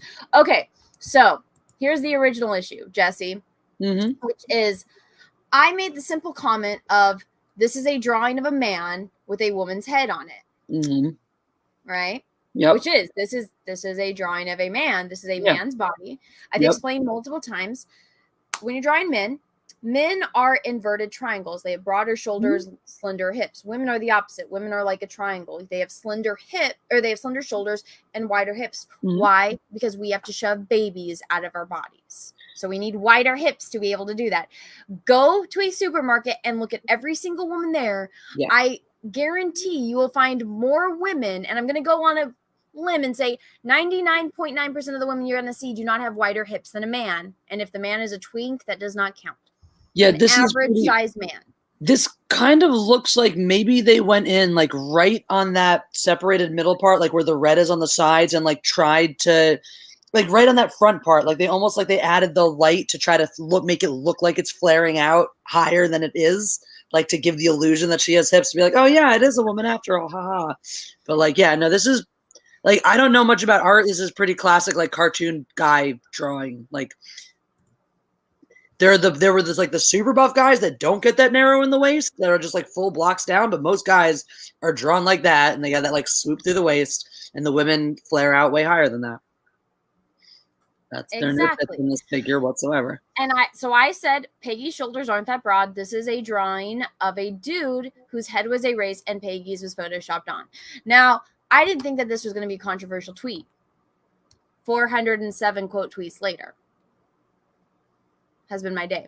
So Wow. I did this over on Procreate, which is an app you can get on your iPad. And I was like, okay. And the dumbasses don't get the point. I'm like, okay, let me take off her hair and her makeup and let me show you this is a boy. And they're like, removing her female features makes her look like a boy. Who would have thought? It's like, that's not the point. It's a boy's body. Like me removing the hair and the makeup just further proves that it is a boy. I have short hair. When I take my makeup off, I still look like a girl to everyone who's not a weenie on the internet who hasn't progressed past middle school insults. Exactly. So the weirdos didn't understand this, so they're still reading about this. But so then I was like, these people need pictures, right? Okay, so I was like, here's the original art. This is it without the hair and makeup. It's a boy. This is me bringing in the shoulders in slightly in Procreate once again. This looks like a woman's body that is wearing armor with shoulder pads. Yep. This is a boy's body. Yep. Right? The funny thing is, then, if you went to that, where you reduced the shoulders and pulled the hair off, she would still look like a girl. Mm-hmm. She would look like a short-haired chick. This is remember me of Teeligan, remind you of Teeligan. Yeah, so I actually said that in my video today. I'm like, they did this to She-Hulk, they've done it to Teela, now they're doing it to her. Now, I made this point. Okay, one of their big things is because a lot of people are coming at me, have the little trans flag. Okay, so what is something that trans people suffer from? Body dysphoria. Nothing teaches little girls more body dysphoria than unrealistic standards that you have to be, that you as a little girl, the only way to be a strong woman is to look like a man. Exactly. That no is going different. to give children body dysphoria. That is no less damaging than showing every image of girls being rail thin, being, emaciated, skinny. Like you're not doing anything different. You're creating the same unrealistic beauty standard. Your beauty standard is just as unrealistic, even if it's different. Mm-hmm. Yeah, so of course the weirdos lost their minds, but the way that this crops it is it only shows the boys, so none of them are actually clicking on the actual tweet. And it's funny because they keep saying ratioed, and I'm like, you're the one that's getting ratioed because I'm still winning. I have more likes on these tweets than you do. Yep. But so they're losing their minds. So do you want to go through my Twitter feed with me? I'd love to. Okay, so I've been going at these people. Let me open up a new one. Oh, by the way, Jessi, did you know that there have been women that have been injected with the super serum? This is a Nazi. She was a Nazi spy that got a hold of the super serum and she injected it with her. She injected herself with it. Does she look like a man? Nope. Exactly. She Black really, Cat. Really scary chick. So Black Cat, which is the Spider-Man love interest, she had a version of the super serum. And so she also, it's like, does she look like a man? No, she doesn't. And I've had to explain to all of these weirdos all day that guess what? Men and women are different and they are going to react to medication like a super serum differently. It's not rocket science. If you and I went to the gym and we just were like, we are going to become bodybuilders, guess what? My shoulders aren't going to magically become this wide. Nope. Regardless of the super serum. That's not how women work. If the super serum makes you get bigger, presumably it makes you get bigger somewhat proportionally if it's your bones themselves are actually growing. Yeah. I've stopped for a little bit, but it's like let me zoom in a little bit more. Also, outside the logic of the world, it's like this business that this literal erasure of women's bodies, this idea that feminism includes being ashamed of any woman's bodies that look stereotypically female. It's like, why is that the stereotypical woman's body? Because women actually kind of look like that. Like, yes, there are unrealistic beauty standards that have been peddled for centuries and blah, blah, blah. But like wide hips and tits, that's women. Like narrow shoulders, wide hips, tits. That's the hallmark of just what women's bodies look like, and it makes them different from men's bodies. That's not being sexist or stereotyping. That's generalizing, which is normal when you're, drawing archetypes.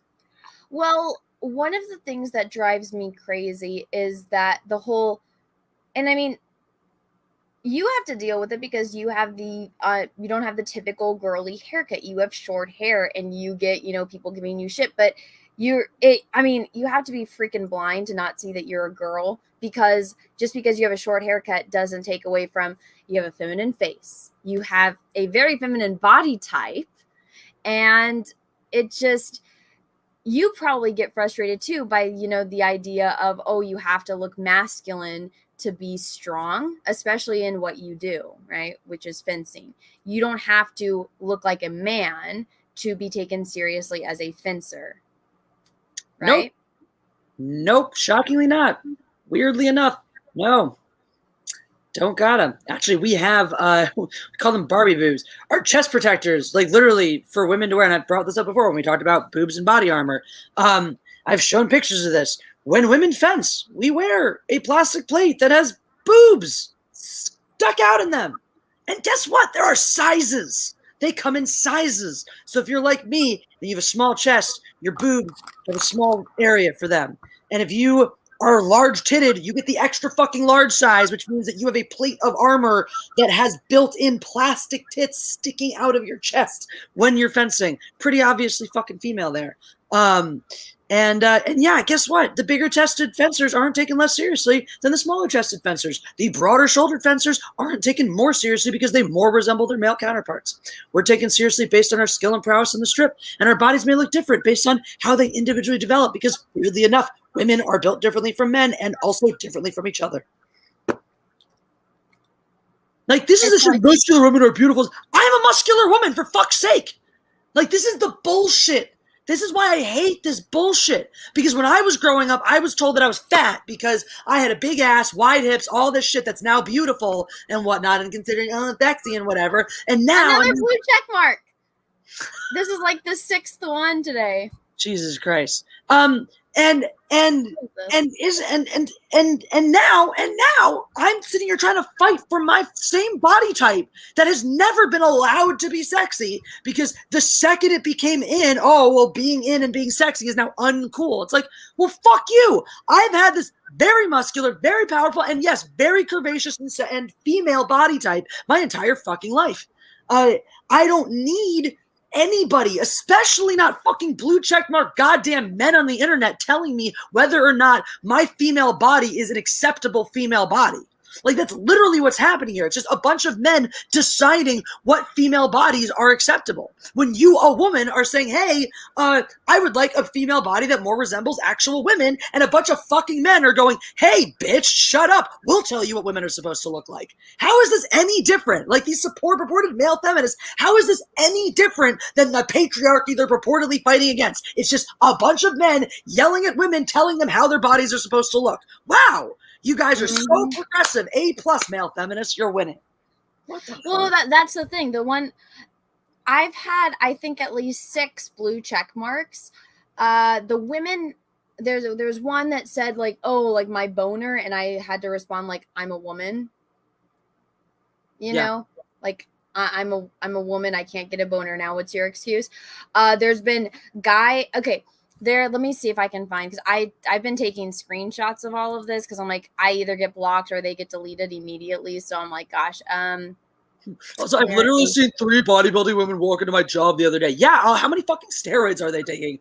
Like, I mean, not necessarily. Not all bodybuilding women take steroids, but like, seriously? Oh, I saw 3 bodybuilding women with these broad, like, you're using bodybuilding women as your excuse. Like, are you not aware that a bodybuilder is the exception, not the rule? And that if we were to start peddling that body as a realistic body image, like, talk to fucking bodybuilders. Bodybuilders are not in good shape. They physically can't be to have to achieve the cuts and shit that they're supposed to be getting. They're like dehydrating themselves like crazy before they compete and whatever to get the musculature that they need. Like, people who have done bodybuilding talk about how brutal it is to put your body through it, and people don't do it professionally in the long term because of that. And yes, many bodybuilders take hormones. Gee, putting hormones into your body to make it look a different way is not naturally loving your fucking body.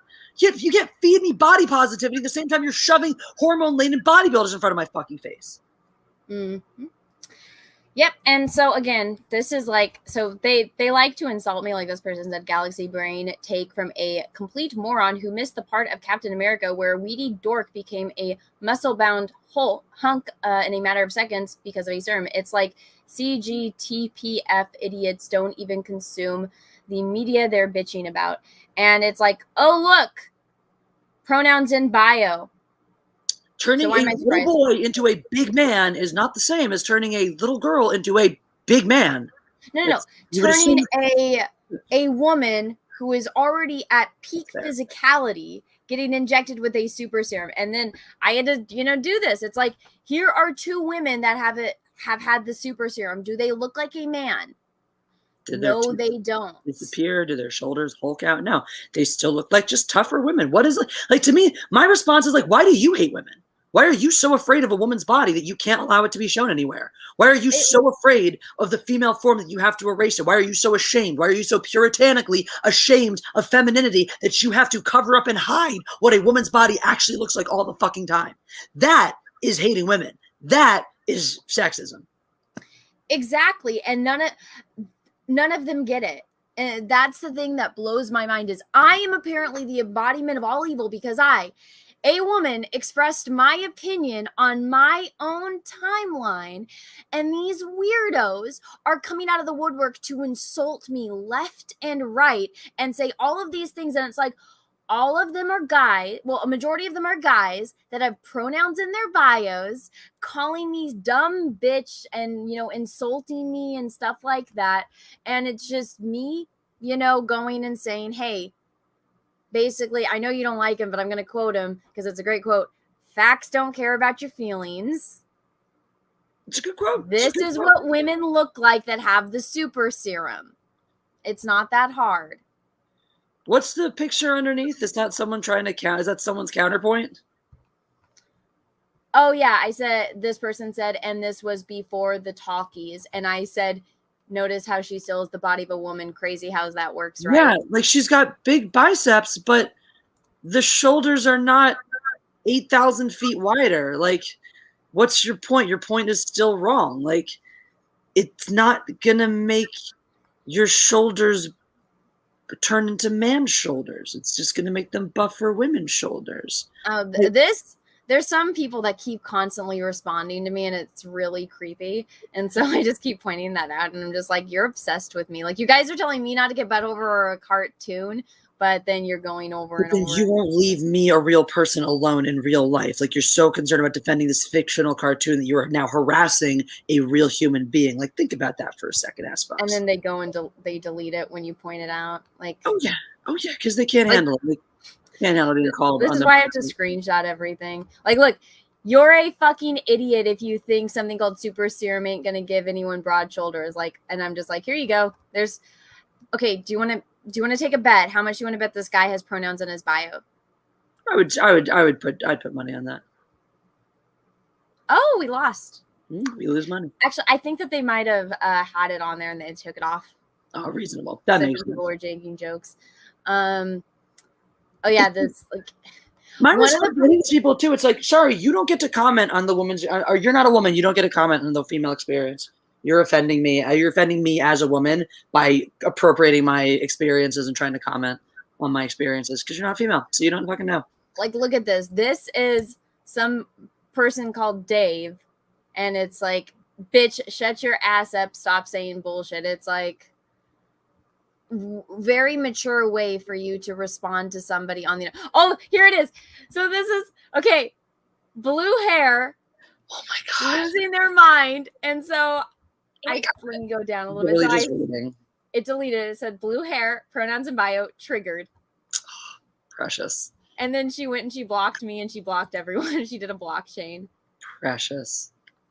Like it's so spot on. It's like these people are they're just become they're caricatures of themselves. Like, look, these are the responses. It's like, you have no bitches. And I'm just like, no, I have a boyfriend. And I don't refer to my sexual partners like that. You know, people aren't objects. Yeah. It's funny. They are literally becoming a parody of themselves. We live in a clown world. We really do. It's hilarious to watch. Oh, this is funny. So this person is pronouns in bio. He's a dude lecturing me. I point out, and then he's like, this is what they do. They have this, and it's a super serum. You don't understand. And then it's like, hey, well, guess what? Women have gotten the super serum before, and this is what they look like. And they're like, oh, nobody's talking about the comic book. You're so stupid. We don't have to go by the comic book standards. Like literally, you started out calling me stupid because you're like, you don't understand the source material. When I'm like, bitch, actually, you don't understand the source material. You're like, oh, you're so stupid for caring about the source material.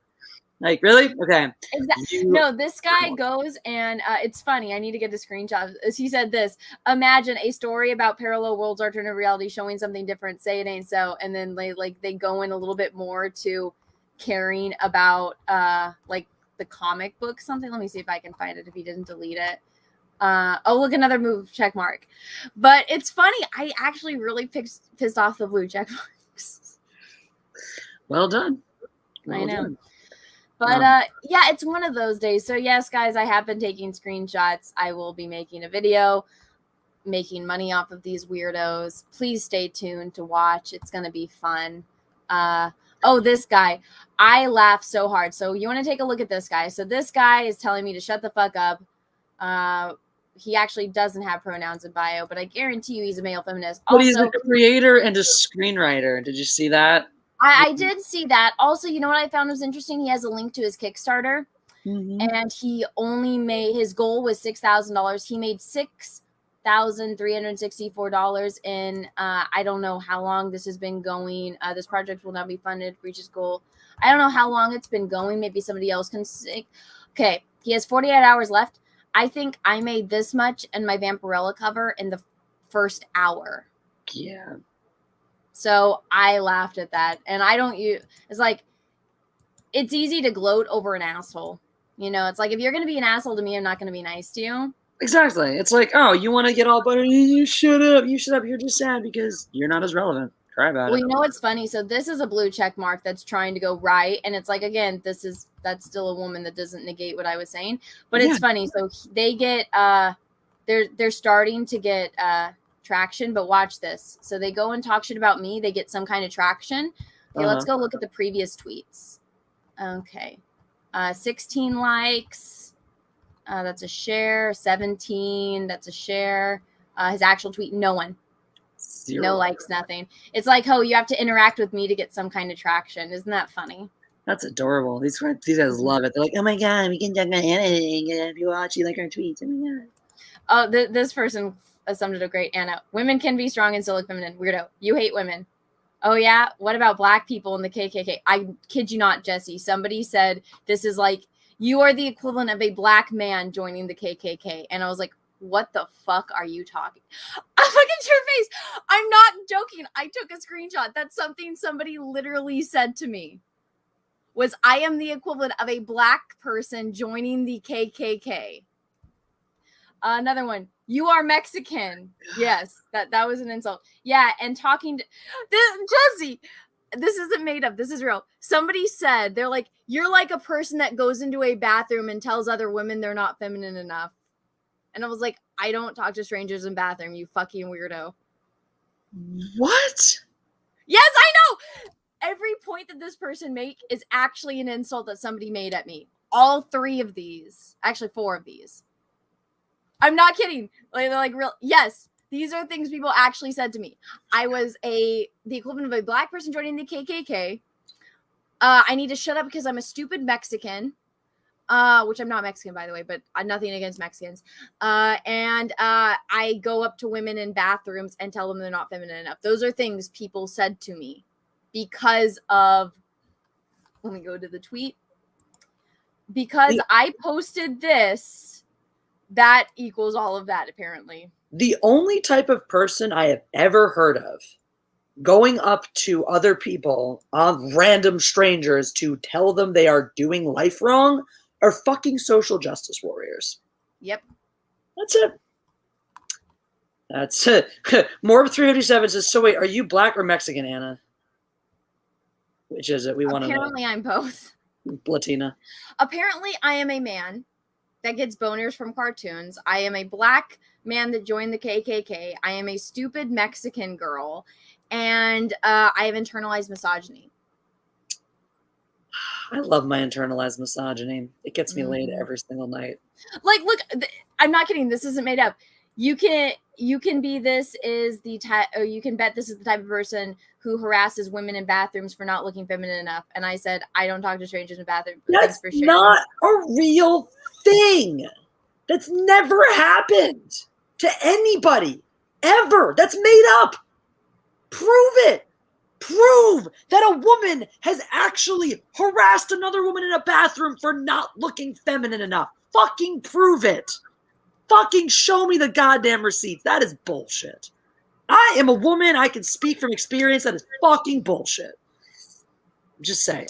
Y'all can speak for womankind. I am speaking for womankind right now, and I'm calling fucking bullshit on that. So this is this one I thought was funny. So this person said, "Tell us you read comics without us telling us you read comics." This isn't from a comic. They pulled up Google, and it's like a section talking about the super serum. And I said, "Congrats on learning how to Google. Too bad you didn't take time to actually look up what women look like after taking the serum." Spoiler alert: they look like this. It's like you don't read the comics. You literally use Google, or else you would know who the things about these characters. Here's the big news flash, guys. I'm more of a DC person than I am a Marvel. Out of all of the superheroes, I'm not really that interested in Spider-Man. I know he's one of the most popular. I prefer Superman and Batman. Again, I'm more of a DC person. Even me, with, not being the biggest Marvel fan, which you would think I'm actually a really big Marvel fan because I'm always defending Marvel characters, which it shocks me because it's like, I am not the encyclopedia of knowledge on Marvel characters. I'm not. I think I know more than a normal person does, but nowhere near as much as I know about DC characters. But I'm always defending Marvel characters. Like Black Cat, I don't know very much about Black Cat, but I know enough to know that she's got a version of the super serum. It's not that hard to know. But these people that claim, oh, you don't know anything. It's like, you clearly don't, or else I wouldn't be. You know less. It's like, if I know nothing, then who the fuck are you? Because I know a hell of a lot more than you do. Look at this. It's funny when they link in a row. Yeah. Oh, here's the lady, my boner. And I said, I'm a woman. Yep. Thank you, Cecil. Anna was genetically engineered to fight SJWs online. It's when she's most happy. I don't think it's when I'm most happy. It's just, it blows my mind how stupid people are. But this is the guy that just is following me around commenting on stuff. It's really creepy now. Considering the fact that he's got like a picture of him that's not sorry, I was able to finally see it on the big screen. Oh, that's Kobe and Gigi. But still creepy though. Yeah, why? Yeah, so here it is. This is what the person said and they deleted it. They said, so you believe if a black man supported the KKK, then they aren't self-hating because it's just what they believe. Okay, sure, keep coping. That was after me pointing out that the serum works differently on women than it does on men. What the fuck? You can't make this shit up. People are this fucking stupid, Jessi. Oh, this person said, I'm tired of all you fandom menace N-word lying and being hypocrites on Twitter. And it's like, I laughed because I was like, that person is on your side, you dumbass. This was an SJW that redid J. Scott Campbell's art. Yeah. And I was like, you tried to say that was Phantom Menace. We did the exact opposite, you fucking idiot. Yeah, what the fuck? That was there. This made me laugh so hard. Like, I spit my drink out of my nose when I saw this. I was like, you gotta be fucking kidding me. What the fuck? And yes, I see people asking. Jessi is on Twitter. The link for her Twitter is in the description of this video. Yes. I'm just. Oh, see, and this, they said, never seen a more self-hating women than this person. It's actually so sad. Also, you know what's funny is if they're not calling me a man, they don't call me a woman. They don't call me girl. They call me person. They say, look at this person.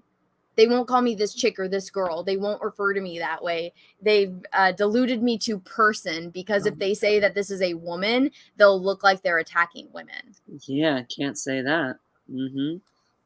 But yeah, look at this. This person is so pathetic, gassing up misogynistic men ideologies, is spewing hate on women with arguments lacking any common sense. It's truly despicable. And I said, the only one hating women. Women have less broad shoulders than men. A fucking misogynistic ideology. What? It's not. Fuck. People, get your heads out of your asses. Men are physically, on average, larger than women. On average, have broader shoulders. On average, have more muscle mass. On average, have narrower hips. Like, what the fuck do you want? These are just fucking facts. They're fucking statistics. You can't change that no matter how much your fifis want them to. Well, that's exactly. And let me check. Is it? There you go. Whoa, they have interesting. I think they had the he, him in there too as well. But yeah, so I said the only one hating women are you weirdos who think the only way to make a woman powerful is by turning her into a man. It is truly despicable. You all should be ashamed. I think that was a mic drop, but that's just me. Oh, yeah. I love this. When they see, ooh, this bitch again, and I post this meme. It makes them so mad. Oh, God, of course. Because what the fuck do you say to it? Mm-hmm. Yeah, so it was just, they delete it. Oh, this was the guy that said, like, I'm, shut the fuck up, you stupid Mexican. This person was stupid. They said women are allowed to have muscles. And I was like, no shit, Sherlock. Because it's like, if you're going to make a stupid straw man argument, I'm not going to take you seriously. And then they threw a temper tantrum. They're like, she knew what I meant. This isn't funny. And it's like, it actually is. It is actually kind of hilarious. And your reaction's just making it all the funnier. Like, you're just stupid. Yeah, men and women have muscle. No fucking shit. Also, they develop differently. Holy fucking shit, science. And then they were losing their mind over this because I just kept responding to people with pronouns in bio. Like, it's like I can't even take you serious because they say dumb bitch and it's like, okay, Steven, but the where is it? Ew, this bitch again. Yeah, pronouns in bio. It's like, delete. Oh, this person said like something about fucking my mom, or like they said I'd fuck your mom. Oh, and I said she'd destroy you, and they deleted it. Hilarious. Amazing. It's funny because I saw this person was getting into another argument with one of my friends. And it's funny. Some people are they're seeing what's going on my Twitter feed, which I apologize if you follow me. I usually release a warning sign when I'm getting into fights with people or when the Twitter war is starting. And I didn't this time. So RIP to everyone's timelines. But yeah. Let's see. Anna, you make too much sense. They will soon ban you from Twitter. Probably, you know what actually is funny? They sent me a notification that I can apply to get verified. And I was like, really?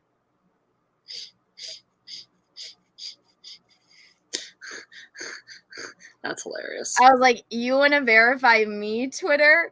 I think that they just look at the amount of followers that I have and the interactions that I get. And I'm just like, if you give me a Twitter verification, Twitter, you're opening up a whole can of worms. Fucking do it. See if you can get it. I don't want to give them my driver's license. That's fair. But I don't know. I feel like it's... But I got a notification that I was eligible to apply. And I was like, oh.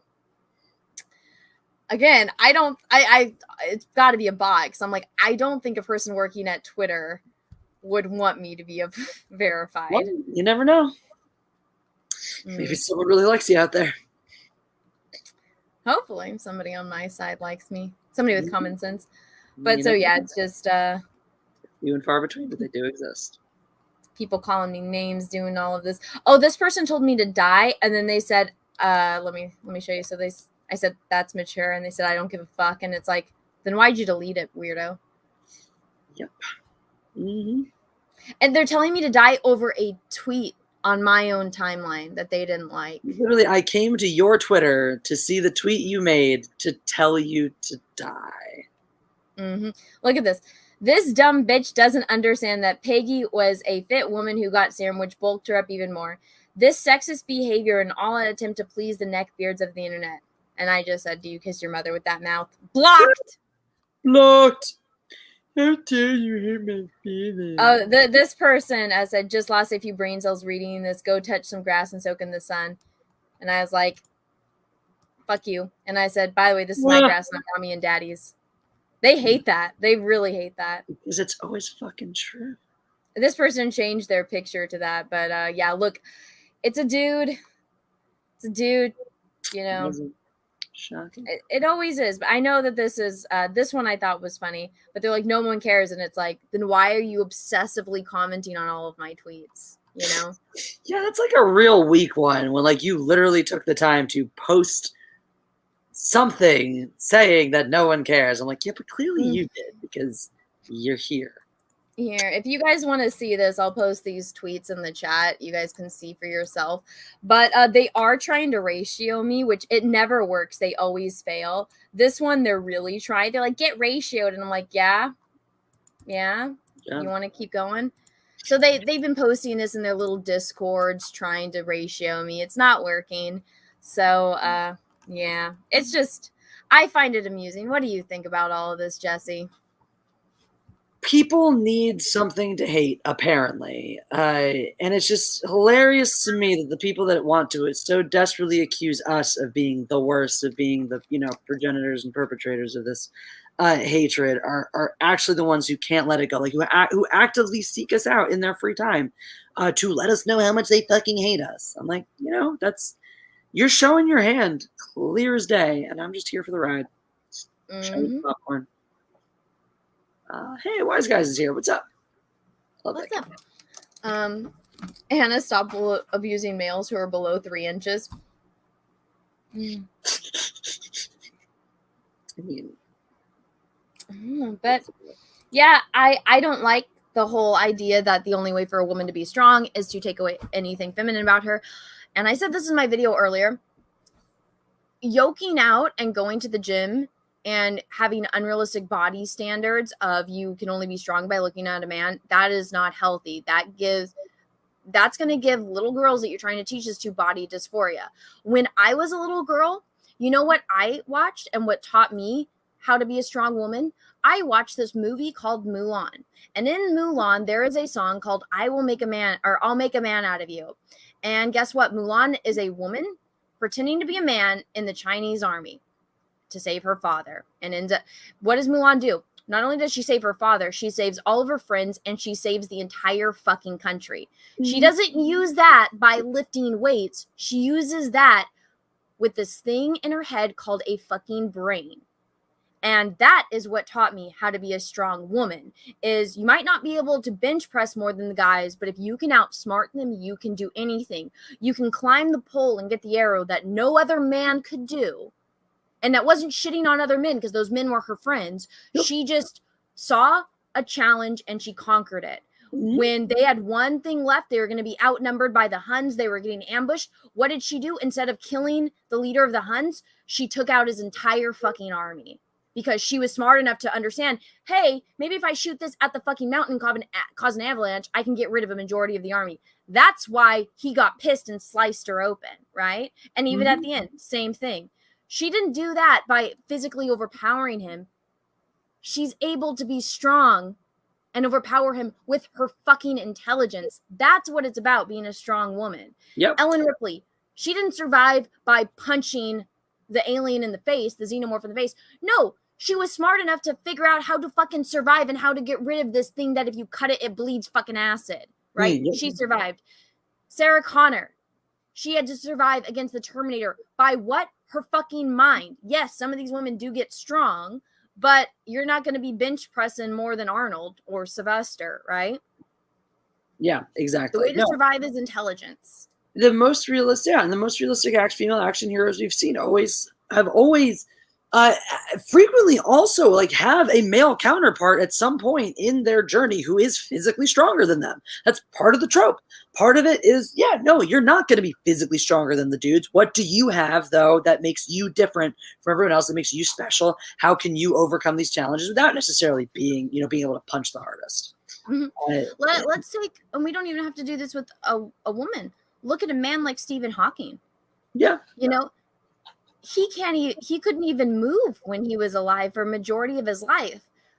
But he was one of the most well-respected people on the planet, not because of anything physical, but because of his mind. You don't have to have muscles to be strong. As a woman, you don't have to look like a man to be taken seriously. That is how you're going to give little girls body dysmorphia. This is more unrealistic than Barbie. Exactly. No, I think it's absolutely right. I think it's just as damaging, like almost more so than that, to say, in order to be strong, you have to look like this is what happened. Like, we skipped right over just being okay with who we are. Like, we just skipped right past, like, be happy with your body the way it is. Be happy with, like we can have that in every other regard. Everything else with the political correctness rainbow means you need a character that has this skin color, and a character that has that gender identity, and a character that has that skin color. Why don't we have the same thing with female body types? Why isn't the expectation that if you have a cast with 5 women in it, that one of them is skinny, one of them is curvy, one of them is more muscular? Like, why isn't the expectation that all these women have different body types instead of that they all have this weird new uniform one? Like, that's, to me, what tells you you're not doing it any better than what came before. If you really were so progressive and open-minded, then you would be open to the idea that women have multiple body types. Some are going to be bulkier, not like that unless they are actually trans, but some are going to be bulkier, some are going to be more petite, some are going to be rounder, some are going to be more angular. Like, until you can get over that idea and start representing that, then all you're doing is just creating the new standard and repackaging it and reselling it to the masses, and anyone buying into that and yelling and screaming that you're not a feminist because you're not following, the current trend of the beauty standard. It's like, fuck you, you're just the asshole eating up the teen magazines when we were teenagers, going, well, I have to wear this shade of lipstick because fucking, it's 17 whatever told me I had to, and for no other fucking reason than that. You're not looking at this telling everybody that this is a great standard for women's bodies because you actually believe that women are supposed to look like this. You're just as fucking brainwashed as every fucking person was before you, as you have always been your entire goddamn life. You're not fucking woke. You're not open-minded. You're just the same goddamn mindless zombie being peddled the same bullshit you've always been peddled. You're so stupid. You're stupid enough now to think that you're fucking aware. It's like people just, that's the level of stupid people have gotten to. They've gotten so stupid that they think they're fucking smart. Used to be they just like, you could just ignore them because they just went on their business. They went about their business. They didn't get these fucking delusions of grandeur like they were the ones who were supposed to inherit the goddamn earth. But everyone told their kids they were special and they could have everything they wanted. They didn't fucking teach them how to actually goddamn work for anything. And now that's what they think. They think they can just walk out there and expect that that's it. That, okay, I'm smart now. Everything that I think is right. So somebody once told me that this is what women are supposed to look like now, and they said it was feminism. So now I know that's feminism, and I'm smart. So I'm gonna go tell you that it's feminism. And if you tell me it's not feminism, well then fuck you. And if you tell me that I'm stupid, well then you're a misogynist. It's like, wow, great logic, awesome, good teaching points. We're just creating a fucking cult. It's like literally just taking commercial branding and turn it into cult level and just are now peddling. It's like, how can we peddle the weirdest female body image possible and pretend that it's progressive? Let's just fucking do this. And everybody around them is just stupid enough to buy into this. Mm-hmm. Oh, sorry. It's bullshit and it's insulting, and all they're doing, well, they're too stupid to understand what they're doing, but what they are doing, for those that don't understand, is they are creating the very thing that they claim that they want destroyed. Exactly. It's like you either die a hero, live long enough to see yourself become a villain. I don't think these people were ever heroes. They are just mindless drones that do whatever the right thing tells them to do, which is attack. We believe hashtag believe all women, hashtag the force is female. A woman says something on her own platform or on her own feed. What do? Come out at we don't like what she's saying. Let's silence her. Let's call her a dumb bitch. Let's say all of these terrible things to her. Let's tell her she should die. Let's say shit about her mother, her family. Let's call her stupid. Let's do all of these things. And it's like, so you guys don't actually believe the things that you're claiming. You guys are all pathetic liars that are not intelligent enough to see yourselves for what you are, which is absolutely mindless fucking drones. And it's really sad. I just find it hilarious that all the women too. It's like the women who are like, I'm a feminist, I'm so powerful, and yet you're the ones who cry and ree and need a fucking safe space. If y'all are the strong, powerful women, how come you fucking break down the second you try to have a conversation with me? If I'm the brainwashed, weak, pathetic, controlled by the men around me one, how come I'm the one who can go toe-to-toe with anybody in my life, man or woman, have a conversation, a debate, an argument, or whatever, and hold my own like a reasonable, regular person and don't need to cry and scream and go ree and find my fucking safe space the second somebody challenges my ideas? Exactly. And you know what's funny is it's like both of us, we have, if for our own safe space, it's like, we built it. And guess what? We do our things within our own space. I didn't go and post this on the official Marvel page throwing a temper tantrum. I posted this on my own feed. And when all the people were screaming, oh, get ratioed, I'm just like, well, I'm sorry, but I think the 42,000 people that follow me on Twitter, you know, I think they tend to like what I have to say, and they followed me. They push that button because they like what I have to say. And so when it comes to that, it's like, I did that. I built that. I fight with you weirdos, and people like what I have to say. And so that's why people hit the follow button, or they like the silly things that I post. Right.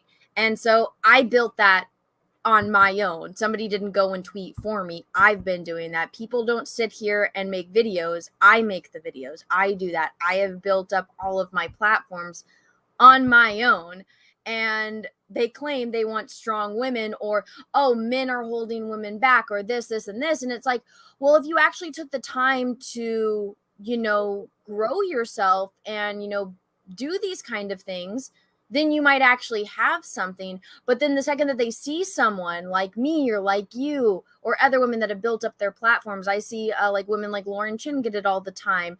Gina Carano gets it all the time. It's like women that are just speaking their mind, doing what their own thing on their own platform, posting on their own timelines, their own stories. The weirdos can't fucking take it, and they go after them. It's like, you guys want to scream misogyny. You guys are the fucking problem. You're the sexist, misogynistic people that can't stand women with their own opinions, that think the things that they think. Yep. Exactly. That's where, like, the logic that they can't handle, but it's would slap them in the face. They just open their fucking eyes. That base logic.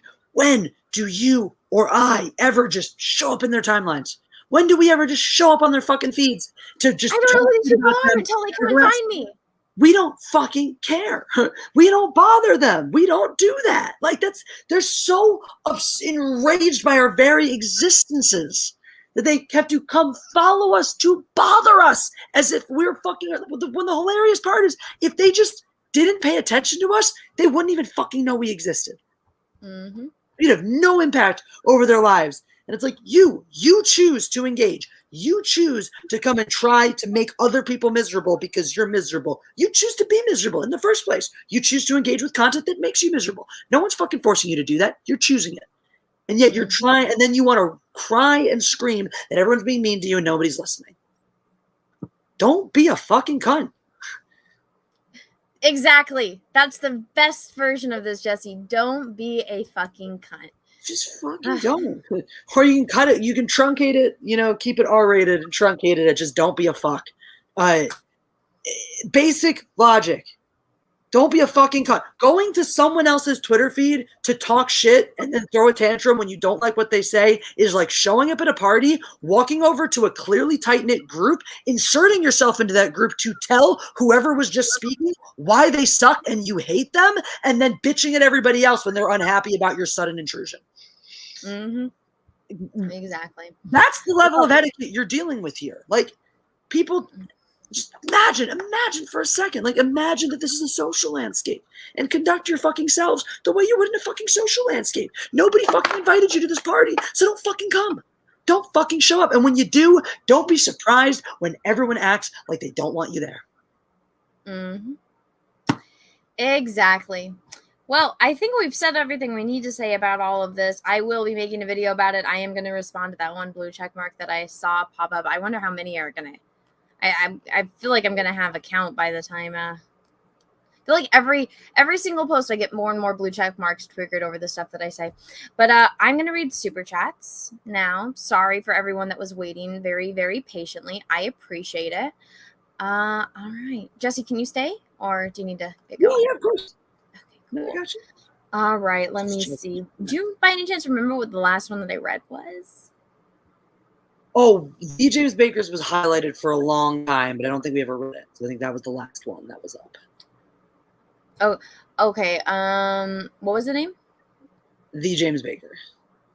Okay, I think I clicked that one after. I know I didn't read this one because I have that window pulled up, so I'm able to read it here. Okay. Okay, so this one. The James Baker.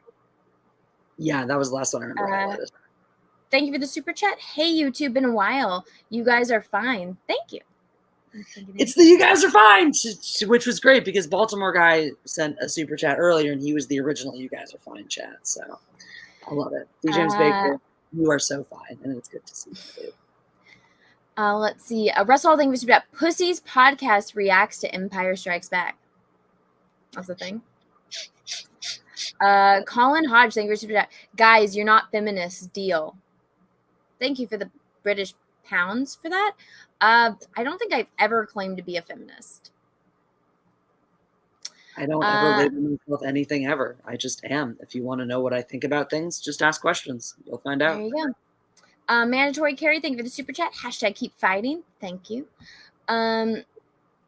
Orphanim, thank you for the super chat. If you can hose over A-list actors out of money, just imagine what they'll do to Star Wars authors like Alan Dean Foster. Oh, wait. Exactly. That's why it matters. It's not about, ScarJo and making sure she gets her money. It's about the fact that if they think they can get away with this with her, if she isn't the one who's going to stand up and do this, and if she can't, win this fight, then who else below her has a prayer? The real honest working guys who are just trying to get, their fair pay cut. Nobody has a prayer. So. Let's see. Russell Hall, thank you for 2 super chats in a row. Some people have no tact. You never ask a woman if she's wearing underwear. You ask her what kind of underwear she's wearing and hope she's commando. I think they did say stuff like that. Like, for example, you might say something like, hey there, Gates McFadden, what kind of underwear are you wearing? And she'd flash you the goods. God damn it, Russell Hall, no. Bark Lounger, thank you for 2 super chats in a row. Problem with the world today, too many distractions, too many BS opinions, too many BS companies with BS politics. Build your own name, create an IP. 90 minutes, you will not like Dune. LOL. It's not for not every movie. I like the concept of Dune. I mean, I like the old movie with Sting in it. It's just that Dune is, it's based on a book with a big idea, big concept. That's very different than a movie that was just scraped together as a comeback for a canceled director. Again, there's some movies, A Time to Kill is longer than 90 minutes. Star Wars is longer than 90 minutes. There's plenty of good movies out there. But I'm just saying, like, if you want me to just sit back, turn off my brain, and be entertained by an act, like just a silly action flick, 90 minutes has always been the industry standard. It got bumped up to 2 hours for dramas in like the 90s, but realistically, or really not, it was the 90s, but realistically, 90 minutes, if you go and read screenwriting books, they'll all tell you 90 minutes, they write you in, they beat you out for 90 minutes. Now, like I said, again, the standard 2 hours. For a while after the Lord of the Rings era, we kind of were okay with like 2.5 and 3 hour movies for a while, but it is slowly coming back down because the reality is, for that type of storytelling, you really, with few exceptions, you should be able to tell what you need to tell in that window. And if you're stretching it out much further than that, you're probably doing something wrong. Let's see. Russell, thank you for 2 super chats in a row. Freedom isn't free. Even the greatest, sloppiest turd dropped on the ground polishes up over time to become a delicious piece of dirt eventually. Am I right? Go fuck you, Russell. Say babe. I don't think you'll find that opinion as unpopular as you think it is. Thank you for the super chat. Loving the live and channel. Anna, your room is awesome. Oh, thank you. Thank you. Albert, not a retro. Thank you for that. Comic book movies suck. Chris Reeves Superman 1 and 2, Batman and Batman Returns, The Crow and Iron Man 1 and 2 being among the rare exceptions. MCU went woke with Sharon's eulogy of her Aunt Peggy. Enough said. Night King, thank you for the super chat. Message retracted. I don't know what that was about. Russell Hall, thank you for the super chat. Zack Snyder or Francis Ford Coppola? Francis Ford Coppola. Yeah, that's not a real question. That's not a real question at all. Obviously, Coppola. Flip Comics, thank you for the super chat. Relating so hard. Anna is just as hateful as I am. Laughing face. Am I? Russell, thank you for the super chat. 6 degrees of Gary Oldman. Am I right? I mean, he is everywhere, you know. Albert, not a retro, thank you for the super chat. Don't know if you know who she is, but Jessi gives off Karen Stranagan vibe. Oh, is that Karen Strand? Is that was she that? She was that like men's like rights chick though, I think, wasn't she? I didn't really like. Someone's compared me to her before once. I kind of liked her. She was one of those like she like looked like a classic butch lesbian, but she was all like, I think that a woman should like, you know, be in the kitchen and shit or something. Oh, she has a YouTube channel apparently. But I don't know. She has very short hair and she wears a tank top. Karen Strawn or whatever. Yeah, she's like a MGTOW chick. She's all like super pro. Oh, Will Gentry, what's up, my dude? How are you? Hey, Will. I hope you're. What is MGTOW? MGTOW, men going their own way. It's like the less aggressive version of red pilling. So like the red pill guys are like the fuck women, they suck. We hate them all. They're terrible. The MGTOWs are the like.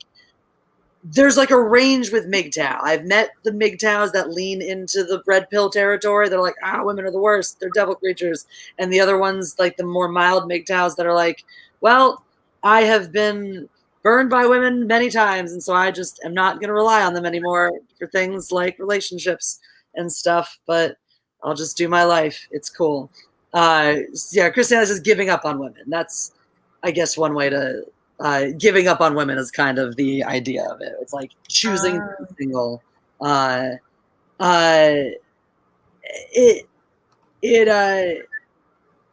Which is like cool. Again, like I just don't do labels. I just think like I don't know. Like this whole one, I was like, what do you believe about genders and this and that? I just don't like labels in general. I feel like if you can package the set of your beliefs into a label, then you're probably not interesting enough for me to talk to you further. And if your set of beliefs transcend whatever that label is, then just fucking talk to me and don't give me a set of letters or, you know, something. I'm just like, yeah, just fucking be a human. So I think that's probably why that Karen chick rubbed me the wrong way. Cause it's like, she's like out there, you know, trying to be the like poster child, like, someone's got to be the female poster child of the MGTOW movement, right? Because apparently men going their own way still need women to champion their movement, which is sort of like, it's just sort of a weird thing. I'm like, lady, I don't think the men need you to advocate for them. I think the whole point of like men going their own way is that they're going their own way. Like, it's cool. They're just doing it themselves. I don't think they need your help. Like the same way that I don't think that when a woman is like, I'm free and independent, that she needs a man behind her going, yes, queen, you can do it. You know, no, I don't. That's weird. You know, it's like the same kind of thing. It's like just the reversal of male feminists in a way. But I'm like, okay, but you know, cool. All right. Let me see. Chris Stanley, they wish about. Oh, I think I read the Pulp Fiction one. Russ Hall, they wish about Anna. Without you, Gates McFadden's life would feel truly meaningless, and she'd would been senile android and Wesley Crusher Anna. Oh God, no. Silver Nova, thank you for that. Great seeing the matriarchy is back. Here's some support from a toxic silver male. Cheers from Australia. Oh well, thank you. Cheers to you. Like I said, guys, if we got to 1,000 likes, I would take a shot. We're at 955 likes, so I might have to take a shot if it gets up to 1,000 by the time the stream is over and I'm done reading super chats. Russell, thank you. You said Daniel Day-Lewis for Mask of Zorro, Anna, which would have been the wrong choice. Kiefer Sutherland, however, would have been spectacular. I was just naming off actors back then. Remember, I was just thinking of good ones, but then I figured I had this epiphany. I remember I was driving home and I was like 2 stoplights away from my house, and I was like, Kiefer Sutherland was supposed to be in the Mask of Zorro. I think that is accurate, and now I'll never unsee it. And you were out of town, and I couldn't text you, and I was like, we need to talk. It's like, I need to get your live reaction to this. I'm glad you waited for the live reaction, because that was it. Really, like it. I was very convinced that you were not going to sway me on this one, because I'm like, I really don't hate the guy who's in it and blah. But yeah, no, you fucking nailed it. Kiefer Sutherland should have been the guy. Mm-hmm. Mm-hmm. Let's see. David Sway, thank you for that. Hi, Anna. This is David from Arizona. I pray for you daily. God bless you. Your life has meaning. God bless you. Smiley face and prayer. Thank you, David. I appreciate that. David sent me like a real life super chat. He mailed me a super chat. It was very sweet of him. That's really sweet. Russell, thank you for the super chat. Anna, just to be clear, you understand the basic premise of The Godfather, but missed that it was the basic fucking premise of The Godfather. I get the premise. I don't like it. I mean, I understand the premise of eating fish. That doesn't mean I'm going to start eating fish and sushi. I don't like it. It doesn't work for me. Right? I love your analogy. Oh God. It's not for me. It's not my thing. David Sway, thank you for that. Hi, Anna. I am happy you got my mail in your P.O. box a few days ago. God bless you. I pray for you daily, David. Oh, thank you, David. I appreciate that. If you could, though, I think I'm doing okay. Just maybe for my mother, because she's not doing very well. It's summer. It's weird. Usually I get depressed in the winter. Now it's like summertime. It's like all of those memories coming back to me. Yeah. You know? That makes sense. So. I always August 5th always hits me hard, because that was when I lost my pony, my horse, Rocky. So, just you never get used to it, right? Certain ones. Fuck! I jinxed myself. Like 3 likes away. God damn it! All right. Well, I promised you guys. I think I had to kill. I will take a hit. Let's see. Russell, thank you for this. Just imagine 2 close relatives forking. Yes, we're not related, so fuck yourself. Claudia, thank you for this. The Godfather never took Michael's side. The first movie shows how a good man is corrupt. The second movie is about his downfall. I don't care. Well, simultaneously. Oh, God damn it. It's time. 1,000 likes. Okay, let me see. I will take a shot of something different. A shot of something? I will take a shot of. Oh, gotcha. It's legal in California. There you go. I'll take a hit. I don't know. I had my gin in here. Give me a second to find it.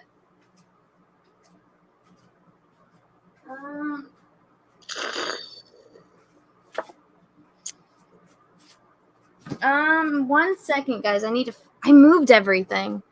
I did have it like right next to me though, because I was like, gotta get a little prepped for the Jack show.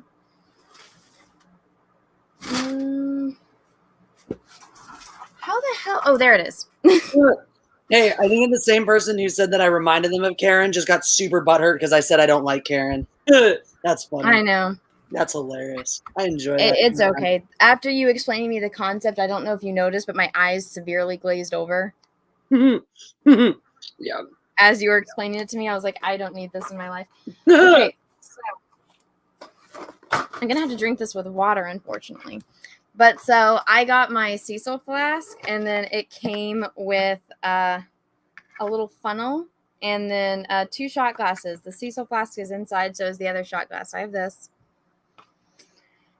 Oh, this was not a good idea. I regret my decisions. Oh shit! I gotta make. Why are your eyes so big? No, because I was just thinking. I was just like, I think we. I have to see because I have to make sure that we backed. If we backed Cash Grab, that it was with the right address, because I have to make sure we did because the packages don't get forwarded and stuff. So, I gotta make sure. Anyway. I'm pretty sure we did this stuff. Anyway, I took mine already. All right. Camera. So. Pre-facing. Like, okay. No. Actually, Richie, we keep like taking small breaks. Like mini ones. From drinking? Mini ones. No, from tolerance for our smoke. All right. I promised you guys. I regret this. Okay.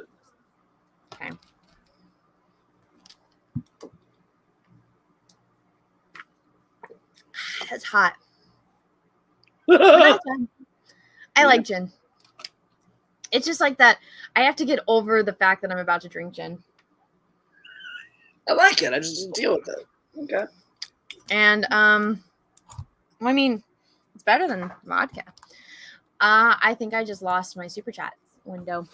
Mendes Productions, yes, we did move, but our PO box is the same, so maybe we just put it back in the PO. I lost all of my super chat memory.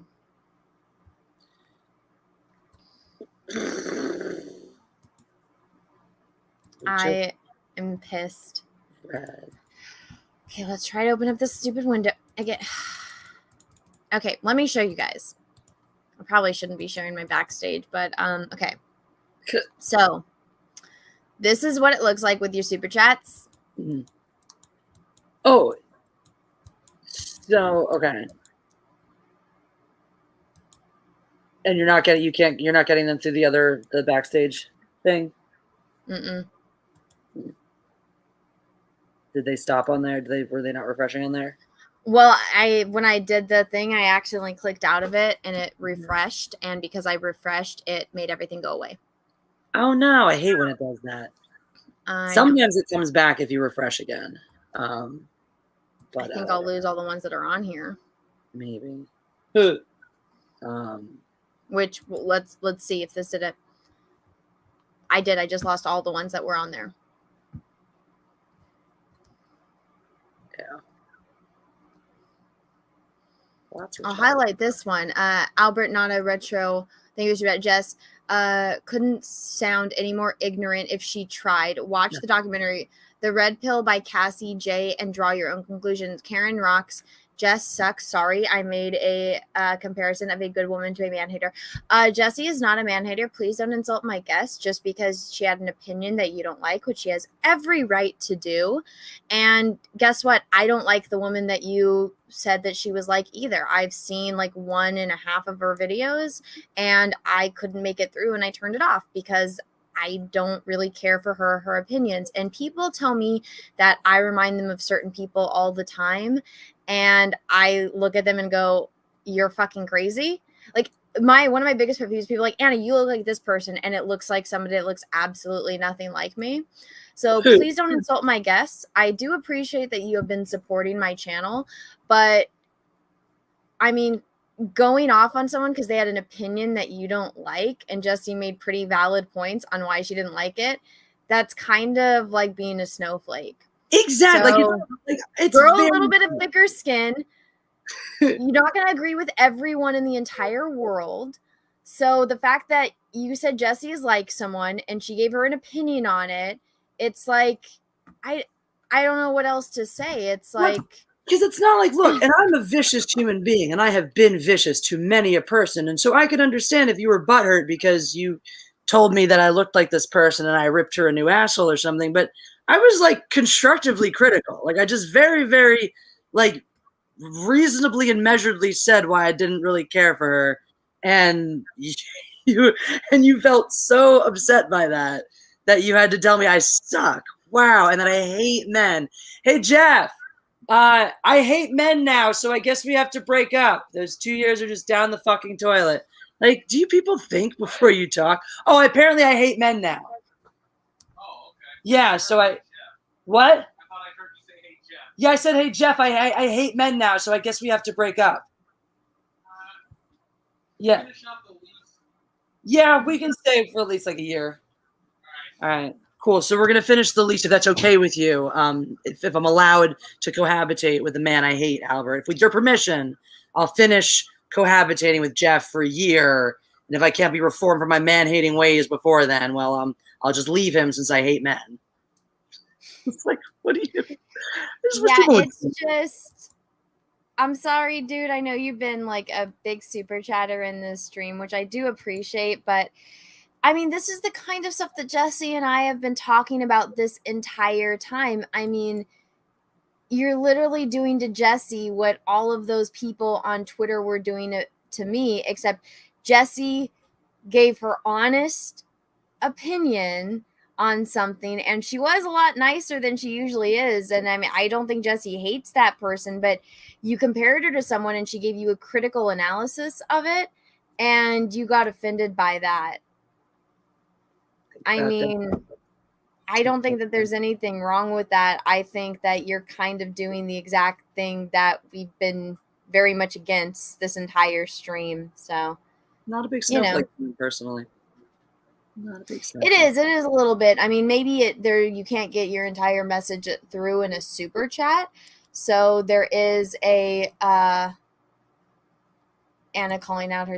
Well, see, guys, that's it. It's just because you send like money, you're gonna get my honest opinion, and if you don't like that opinion, I'm sorry, but that's you guys just my opinion for our on it. friendship. Like, you need to disavow yourselves this idea that you pay for our like friendship, or you pay for our time, or you pay for us. Like your super chat is it's like we're performers and you're putting money in our hat.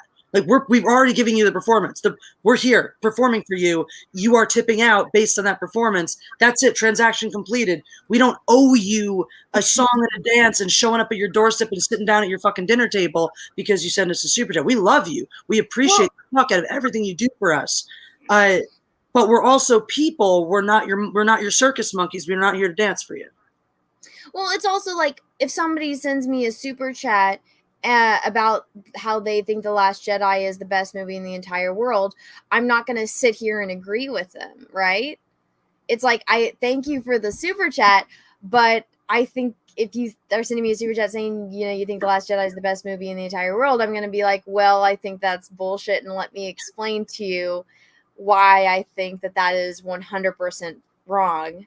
And I mean, if you guys could buy our opinions, you wouldn't be here. That's the entire reason you're here. It's because you can't buy our opinions. They're not for sale. Yes. Yes, exactly, sir. Censored a lot. Super chat is to support, not to purchase something. Thank you. Thank you, sir. And if you want to purchase something, I have an Etsy. There you go. Brandon Ninja, thank you so much. You think dating is bad now? It only going to get more insane from here. The Chinese government are creating chimeras, human animal hybrids. Look it up. Yeah, they're putting like babies' heads on rat bodies. It's no, they're weird. not. No, I don't like this. It's not. Actually, that's the American government. I don't know what the Chinese are doing. If they stop eating the bats, like I don't know what else they could possibly do. But so yeah, I'm sorry, guys. YouTube is being a fucking pain in the ass, and I cannot look at my super chats. I saw 200 Watt Studio say that I missed some. I can't go back. I accidentally refreshed the page. I shared my screen showing you I can't click on the super chat button to read anything. Yeah. So, I'm sorry I missed your 4 super chats. P.S. Jessi is single now. No, it's not real. It's a joke. 200 Watt Studio. I love Jeff and I'm never leaving him. Sorry. Sorry to get your hook. Okay. So let me try to read the ones that are here. Scent of Gate McFadden. They use pop a Miracle Berry tab. You won't taste the alcohol. Connor Energy, thank you so much. Hey, Anna, you should also do a painting of Jedi Master Atris from KOTOR 2. Hey, you want to know something else about Lemurians, which I don't think anyone got, but the Lemurian city, for those of you that know anything about KOTOR 2, Lemurian city is underneath the mountain, which is covered in snow, and it's called Telos. Oh. And the rumors of seeing Lemurians, they're tall in white robes. Who's tall and is wearing white robes? Atris. KOTOR 2 as an ode to Lemurians. This true reason why I like the game. It's an ode to my people. Ah, she Spoiler reveals alert. the secret. Shush, shush, shush, shush, shush. You said it. You let it. Did you see the guy that wrote KOTOR 2? He's getting like sued and Me Too'd by some jealous cunt. I did a video on it. He's like trying to get them to go to court, and in my video I'm like, all right, I saw what I needed to see. Basically what happened was this one chick who claimed she didn't know who he was, who was a complete liar. She met him at Dragon Con.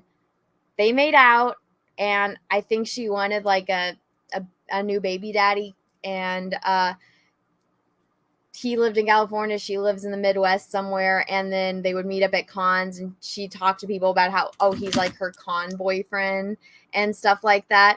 And then this is what she did, and I said this in my video, this is when I knew exactly what she was doing. She wanted him to commit, and so she tested him because her friends were there, and there was a friend named Jackie that was there, and she could tell that that they were into each other, and she said, go hit on her. Go hit on her. Go hit on her. I give you permission to hit on her. And that was a test, which she didn't want him to hit on her. She wanted him to say, no, I pick you, even though you're giving me full permission. And guess what? He believed her. He went and hit on the friend. They had kind of like they were dating, but they weren't official. And she basically sabotaged the relationship. And then 8 years later decided to Me Too him and say that he took advantage of her and he put stuff in her drink. I think that was some of it. I might be getting some of the stuff mistaken, but she's and I watched the video. I was like, no, she's just a jealous cunt and she wants attention because it's COVID and she has nothing to do. So around the beginning of COVID, she decided to Me Too him, get him fired from a bunch of work because he's successful and she's a miserable cunt living in the Midwest, making no money and supporting a kid. So she decided to ruin his life. Wow. This is like I did a video. It's called like my favorite Star Wars writer is getting like Me Too'd or something like that. It's one of the more recent videos. You guys can go check that out. I have it on good authority that he saw it and liked it, so I kind of freaked out because I was like, oh my god, you wrote my favorite Star Wars video game, and I kind of lost my mind, and I was like, oh my god, this movie or this game like speaks to my soul. And so I was kind of flattered by it. It's crazy how you can connect to someone you never thought in a million years you would through the internet. It's crazy. It is pretty insane. Yeah, but I have it on good authority that he liked my video. So I was like, dude, that's super fucking cool. Let's see. Let me read a few more. But yeah, I do want to do a lot of paintings of the KOTOR characters. I don't know if you guys can see my HK is behind me. Kitty cat. Let's see. Brandon Ninja, thank you for that. You think things are bad now. Wait until the come. Oh, I think you read that one. Tuna What City, thank you for the super chat. You missed my 4 super chats. P.S. Jessi is single now. Brandon Ninja, thank you for the super chat. Why is it giving me the same super chats? Checkpoint, thank you for the super chat. Do a jig. Shake, shake, shake, snore. Shake, we will do a dance for you if you pay us. There you go. I know that was a joke about what Jessi said, but I thought it was funny. Studio, thank you for that. No worries, Anna, you were drinking. Thank you. I'm sorry. If I could, I would make the window open. But YouTube is being a fucking bitch with a stick up her ass and will not let me see all of my super chats. It's really frustrating. I wish, because it's on here, it's top chat and then it's live chat. I wish that there was a super chat window. Yeah, but there's no way. They're really making life a pain in the ass. See, I don't stream very much. I got to tell you something funny though, Jessi. So, apparently people will super chat other people that they think I'm friends with and ask them if they know when I'm streaming. And they're doing that to people that I'm not friends with.